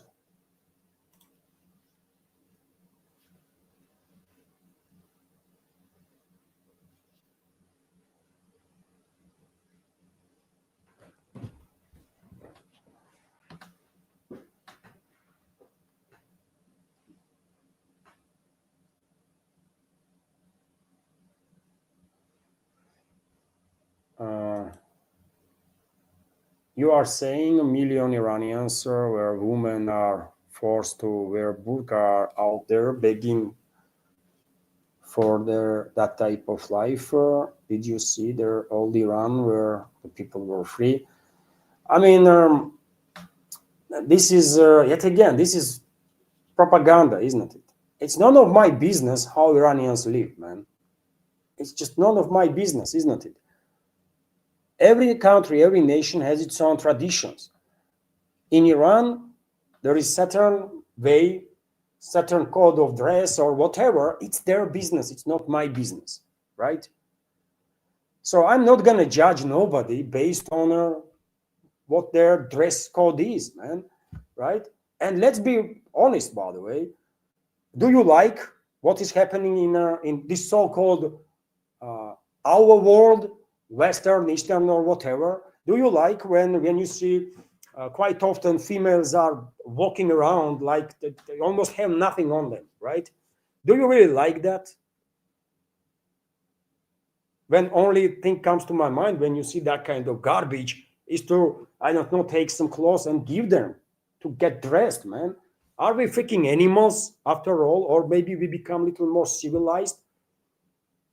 Why anybody thinks that if woman walks around freaking naked is a freedom? It's insanity. It's not a freedom, man. One should have dignity, man, right? Maybe I'm too conservative or something, but I don't know, man. I have no issues with when people are conservative, not extremely conservative, but I respect traditions and their family values and their religious values of my world, Orthodox Christianity, and I respect other worlds too, by the way, because that's what Christianity is teaching us. Be respectful, be good human being. And you know what? I'm not buying into this propaganda that Iranian woman is so oppressed that they have to have a veil. Do you know that you cannot go in Orthodox church? I don't know in Western Christianity, but you cannot go in Orthodox church without veil on if you are female. Female cannot go in Orthodox church without veil on her hair, on her head. Do you think woman is oppressed here in Russia? Therefore, you don't think so, isn't it? So what is wrong with veil, man? What is wrong with their conservative dressing? Nothing is wrong. If you ask me, it's freaking disgusting what is happening in the West when women find it like liberating to walk around like a freaking horse, man. Come on now. What are we talking about? So I'm not taking no criticism of Iran or Iranian society because they are a bit more conservative for, I don't know, Westerners' taste, man. Really? Come on. And in anyways, it's none of our business. It's none of our business, man, no matter where we live, in Russia, in US, in China, in Australia. Let the Iranian people for themselves decide. And they will, by the way. This is one of the oldest civilizations in this world, right? Literally, one of the oldest civilizations in this world. So somehow, they will find the better ways, right? For themselves. They will find out what to do, when, and how. Oh, there was a $18 donation right now, dear friends, from Natalia through PayPal. And thank you very much, Natalia, and thank you very much, Bald Eagle, members of our community. Thank you for your donation. Also, regular supporters. So thank you. And yes, that's what I think, man. I am not buying into this nonsense that Iranian woman is oppressed somehow. I don't see them being oppressed. Not at all.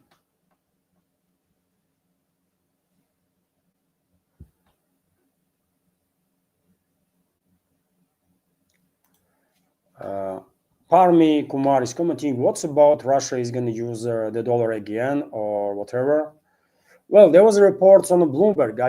I shared information about it in my previous updates, and I said straight away that let's take this report with a pinch of salt, because after all, this is the Bloomberg, right? Is reporting about it, that allegedly Russian side is working on some project initiatives, basically, to rebuild some level of cooperation, to reach certain level of cooperation with the American side. And one of the directions is to go back to dollar in the foreign trade. And on this topic, by the way, Peskov, press spokesman of the Russian president, was asked to comment, and he said that, well, actually, there is some work in a place to come up with certain ideas that can be then worked on and implemented, but only after sustainable peace will be reached, right, in terms of this Ukrainian crisis, proxy war that West is waging against Russia. So therefore, this report on Bloomberg is just nothing. It's just water. And we call water, by the way, in journalism, we call water when there is some articles, right, that don't really say much. Make some noise, but don't really say much. That article in Bloomberg was a water. It did bring some attention to it, but it's just water, man. It's too early to talk about this any cooperation between Russia and US at this point. Once conflict is resolved there, then let's hope there will be cooperation, right? I have said many times before, by the way, that ideally Russia and US should be allies. It might sound crazy today, I understand this, but who knows, man? Maybe in 10 years from now, American people will regain control over their own country, and they will put in charge some decent human beings. And in that case, there will be every possibility to actually become not just good neighbors, And we are neighbors, by the way, Russia and US, but also good partners, allies, right? I'm talking about future. Today, this is impossible, but if there is any work, by the way, to improve relationships with anybody, I don't think this is something to be criticized, really. But yet again, this is about future. Right now, unfortunately, US is still leading country in this anti-Russian camp. So, yet again, this Bloomberg article was more about noise than about substance. Right now, I will just remind you, dear friends, that according to reports, if I remember correctly, some 95% of Russian foreign trade is done with either national currency of Russia in a ruble or national currencies of trading partners. Dollar is practically absent from Russian trade, and the euro and the Swiss franc and British pound also is almost completely absent.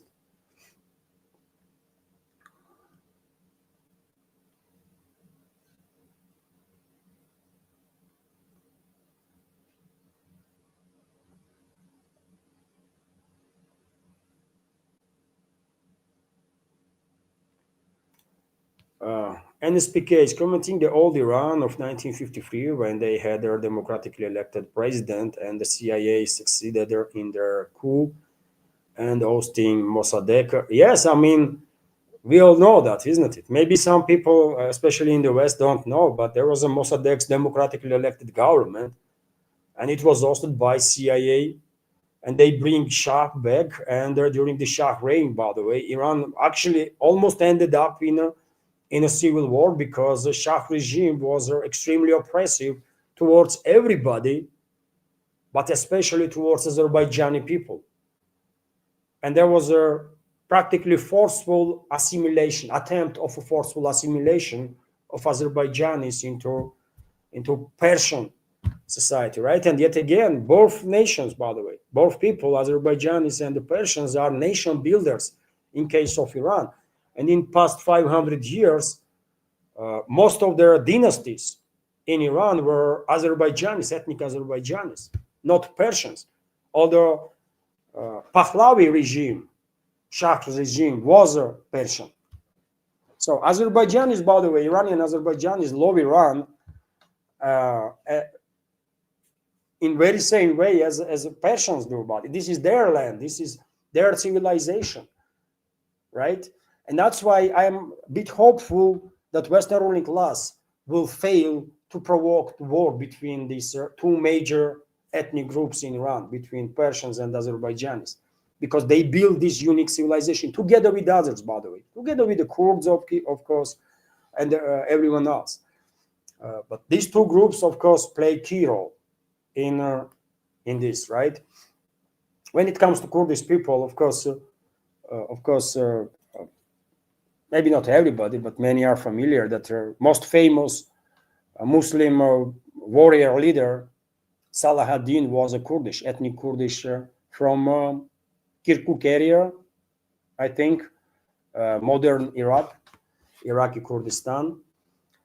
So Kurds play a significant role in many different historical developments, of course, also. But in case of Iranian civilization, well, Persians and Azerbaijanis, I mean, they are nation builders, man. They build this civilization, for sure. And yes, yet again, it was US that overthrew democratically elected government of Mossadegh. And then, due to atrocities of a Shah regime, there was a revolution, right?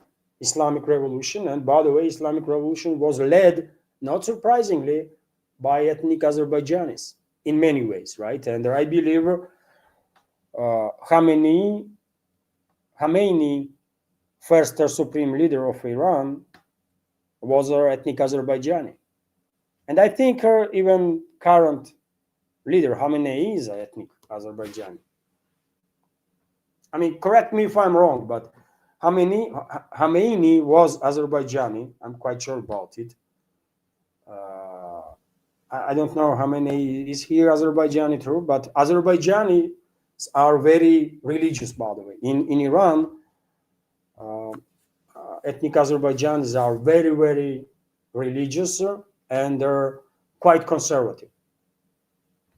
More so than Persians, as far as I'm concerned, based on what I have read and learned about modern Iran, right? And my knowledge is quite limited, dear friends. I'm not going to pretend that I'm a freaking expert in Iranian affairs. No, man. Just limited knowledge, but nevertheless, hopefully enough to better understand what's going on and what might happen.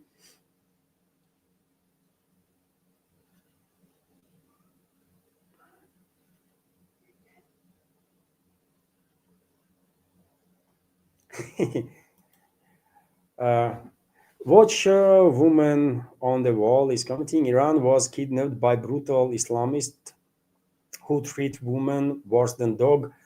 I mean, this is propaganda of the Western ruling elites. By the way, this is not true. This is just not true. I mean, you've been lied by your own elites. If you truly believe that a woman in Iran is treated badly, then you've been lied. You're just being lied, man. That's all.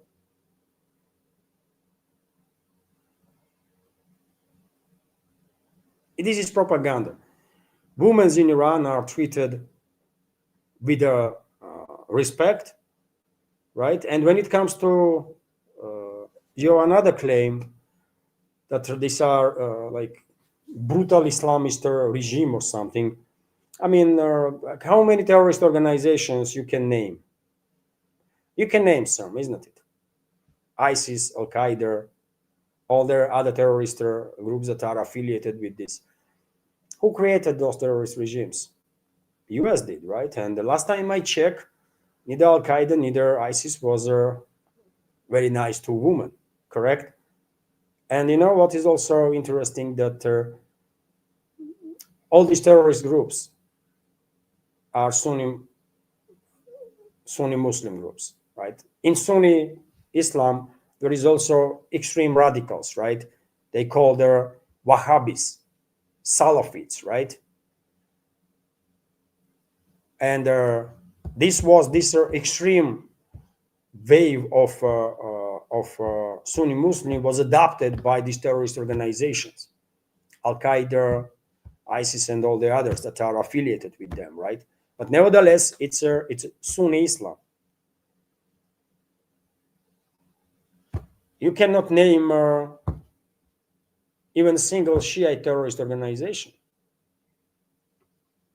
Iranians are Shiites. They are Muslims too, but they are Shiites, right? Give me one name of the terrorist organization that are Shiite.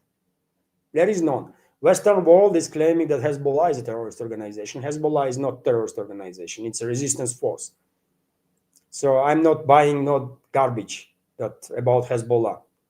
Hezbollah is a resistance movement, fighters that defend their Lebanese people, by the way,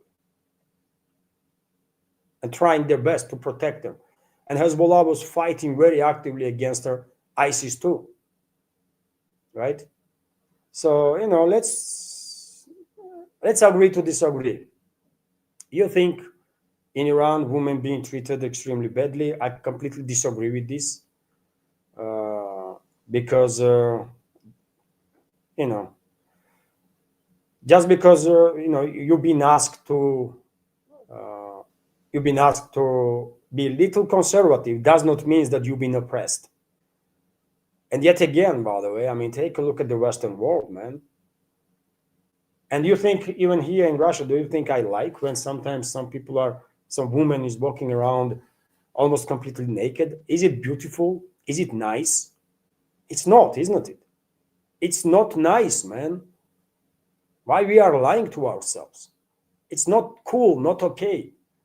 It goes against our religion. After all, our traditions. We have to be, you know, we have to have some boundaries, you know, what is okay and what is not, what is cool is what and what is not. So therefore, in no way I'm gonna ever criticize Iran for being faithful and for being a traditionalist, man. And I'm yet again telling you, in Orthodox Church, I mean, I don't know what's going on in Western churches, by the way, in Western Christianity, in Protestant churches and in Catholic churches, or I wouldn't say much about it, right? Maybe I know what's going on there, but okay, it's their business, right? Let them deal with it. But in Orthodox Church, by the way, women cannot go in without a veil on her head. And this is not because this woman's being oppressed. This is just a respect of tradition, right? No one is oppressing nobody, isn't it? No one is oppressing nobody. If you don't want to, just don't go into church. But if you want to go to church, please have some respect to tradition. This is tradition of your people, your ancestry. It's not difficult, right? And if we are a bit more conservative, there is nothing wrong with that. And I hate when women are running around freaking naked, man. It's not cool, not nice. It's despicable. That's what I can tell you. We have to be a little more conservative, man. What the hell? My personal opinion, I mean, anyone can disagree with me, of course, but and it's okay to agree to disagree, but I mean, there is nothing wrong in conservative, in my personal opinion.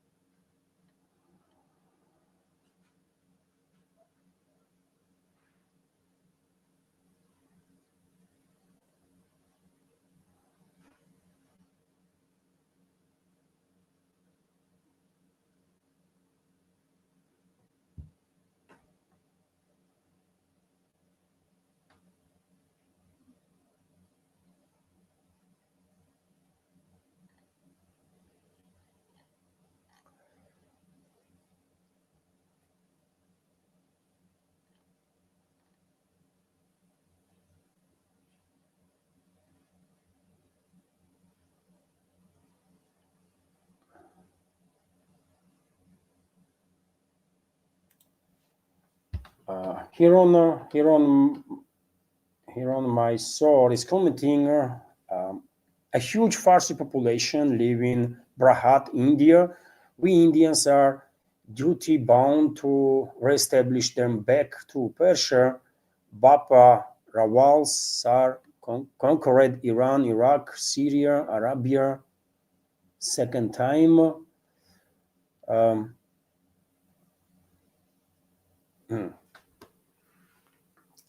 I'm not quite sure that I do understand completely your comment, but there are a huge population of Farsi speakers. That's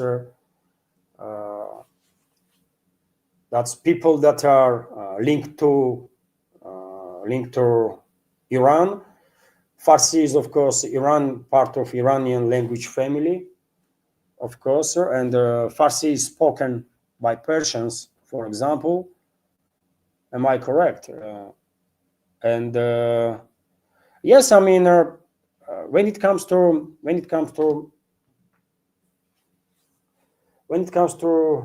there was a period in human history when people were spreading around, right, world, and I know that significant portion of Iranic-speaking people, about 3,000 years ago, 2,500 years ago, maybe even earlier than that, spread eastwards and westwards, right? Northwards, eastwards, and westwards from the Middle East. And part that went northwards, northern side, and the northern western side, become a Scytho-Sarmatian civilization that I am descendant of, right? Parts went towards the east, by the way, and they reach India also. They reach China, by the way. And in Chinese history, there is mentioning of Alans, for example, Sarmatian tribe. Plenty of mentioning. And there is also in Indian history, isn't it? In India, these Iranic-speaking people are known as Aryans to nowadays, right? And there is a certain group of people in Iran that I think to nowadays call themselves Aryans. Am I correct on that? Yet again, I'm not an expert, isn't it, in India's history or stuff. I just love to learn as much as I can, and it is hard to always remember everything that I have read on the matter. I believe when these Iranian-speaking people arrived thousands of years ago in India, for example, they had their religion had a quite significant influence on Hinduism, right? And Hinduism has this influence of original religion of these people, Iranic-speaking people. And yet again, to nowadays, there is in Aryans are related pretty much to India also, right? Not just to Middle East, not just to Alan people, Scytho-Sarmatian tribe, but to India too. And yeah, I don't know what is the relationships inside the India between descendants of those Iranic-speaking people and others. I don't know what kind of relationships you have between each other, but hopefully we have good relationships, man. I don't know. As I said, I never been to India, unfortunately, and I don't really know much about India. Maybe I know more than majority of humanity, but it's still nothing, right?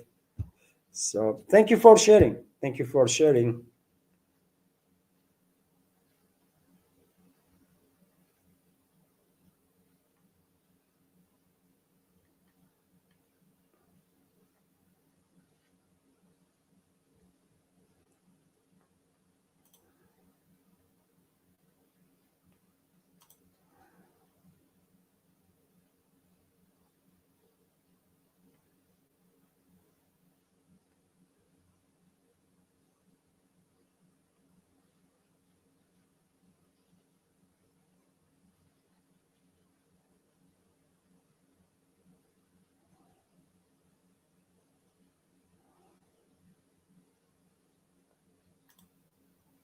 Also, Hiram May Shore is commenting, how did you know that Saladin was a Kurdish general practicing Sikh, live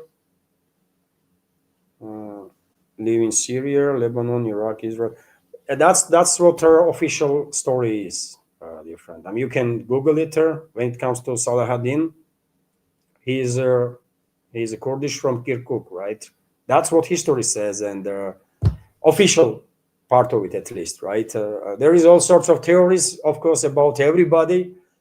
But if we go on the lines of these all sorts of theories, then we're going to get lost in the translation. So there is a official line, which is that Salahuddin was a Kurdish ethnic Kurd from, if I remember correctly, Kirkuk area. So that's, and I mean, of course, I don't remember when I read about it. I mean, maybe some 30 years ago, but still remember, right? So, you know.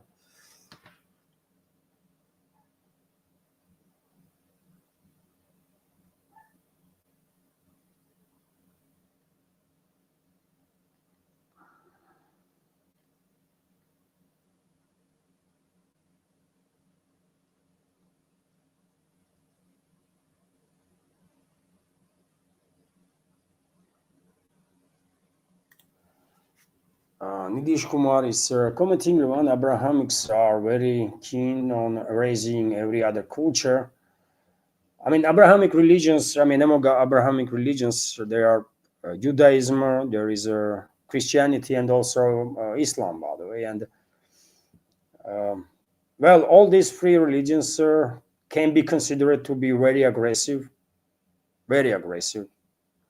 Historically speaking,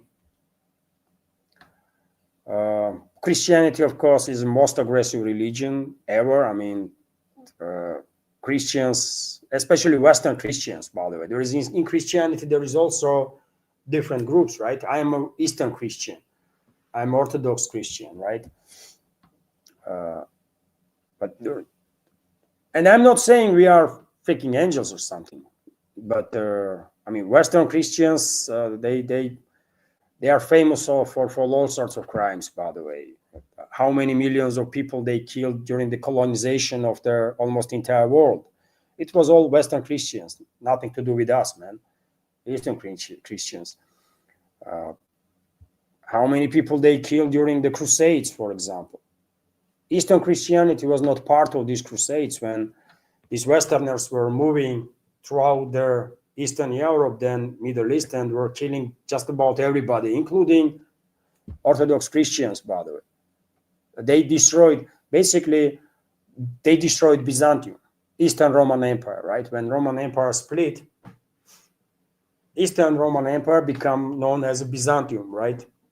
And Constantinople was the capital. And you think, how come that Turkish-speaking tribes, when arrived in Anatolia area, did manage to conquer and destroy basically Byzantium with ease, relative ease, and to take control over the Constantinople that is called now, under the Turkish rule, Istanbul.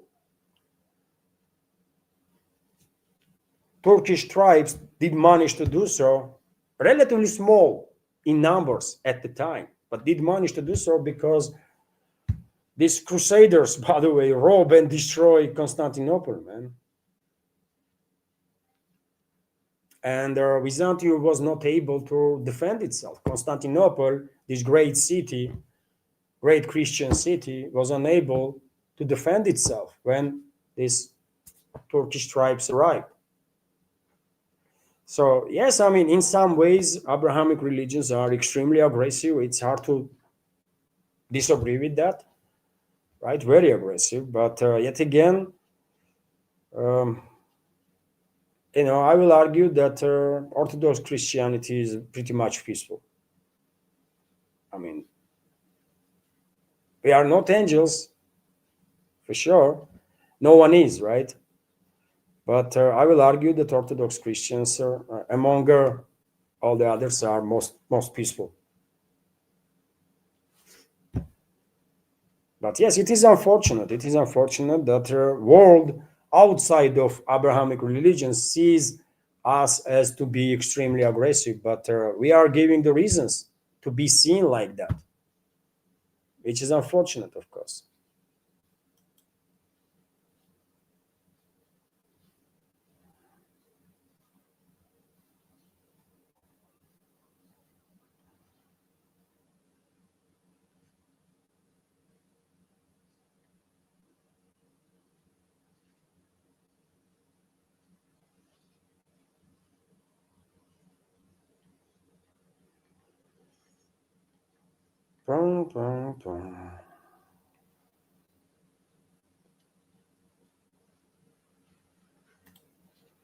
Michael Kennedy is commenting, religion has been used too much to divide up historically.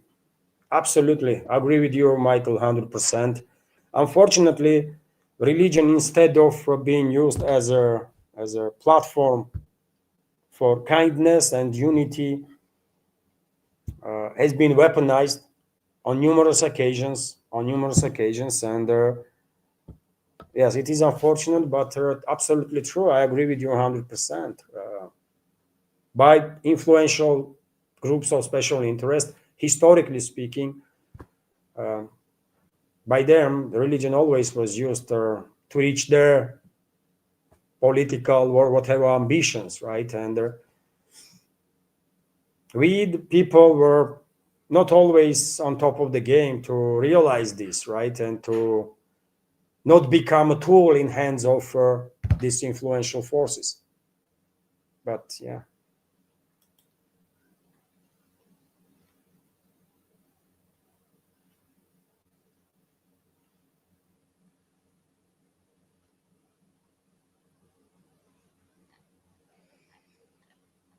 We had a good conversation, isn't it? So almost 3 hours, by the way, 2.5 hours, and maybe if I may, I will end a live stream on that before my family members remind me again that this dining room does not belongs to me alone. It does not belongs to us anyways. I mean, we are renting this flat, but um, I'm in a dining room right now, and there are family members, of course, trying to avoid this area, not to make noise. And live stream is already 2.5 hours. I think we had a good conversation, isn't it, dear friends? So, if I may, I will end on that.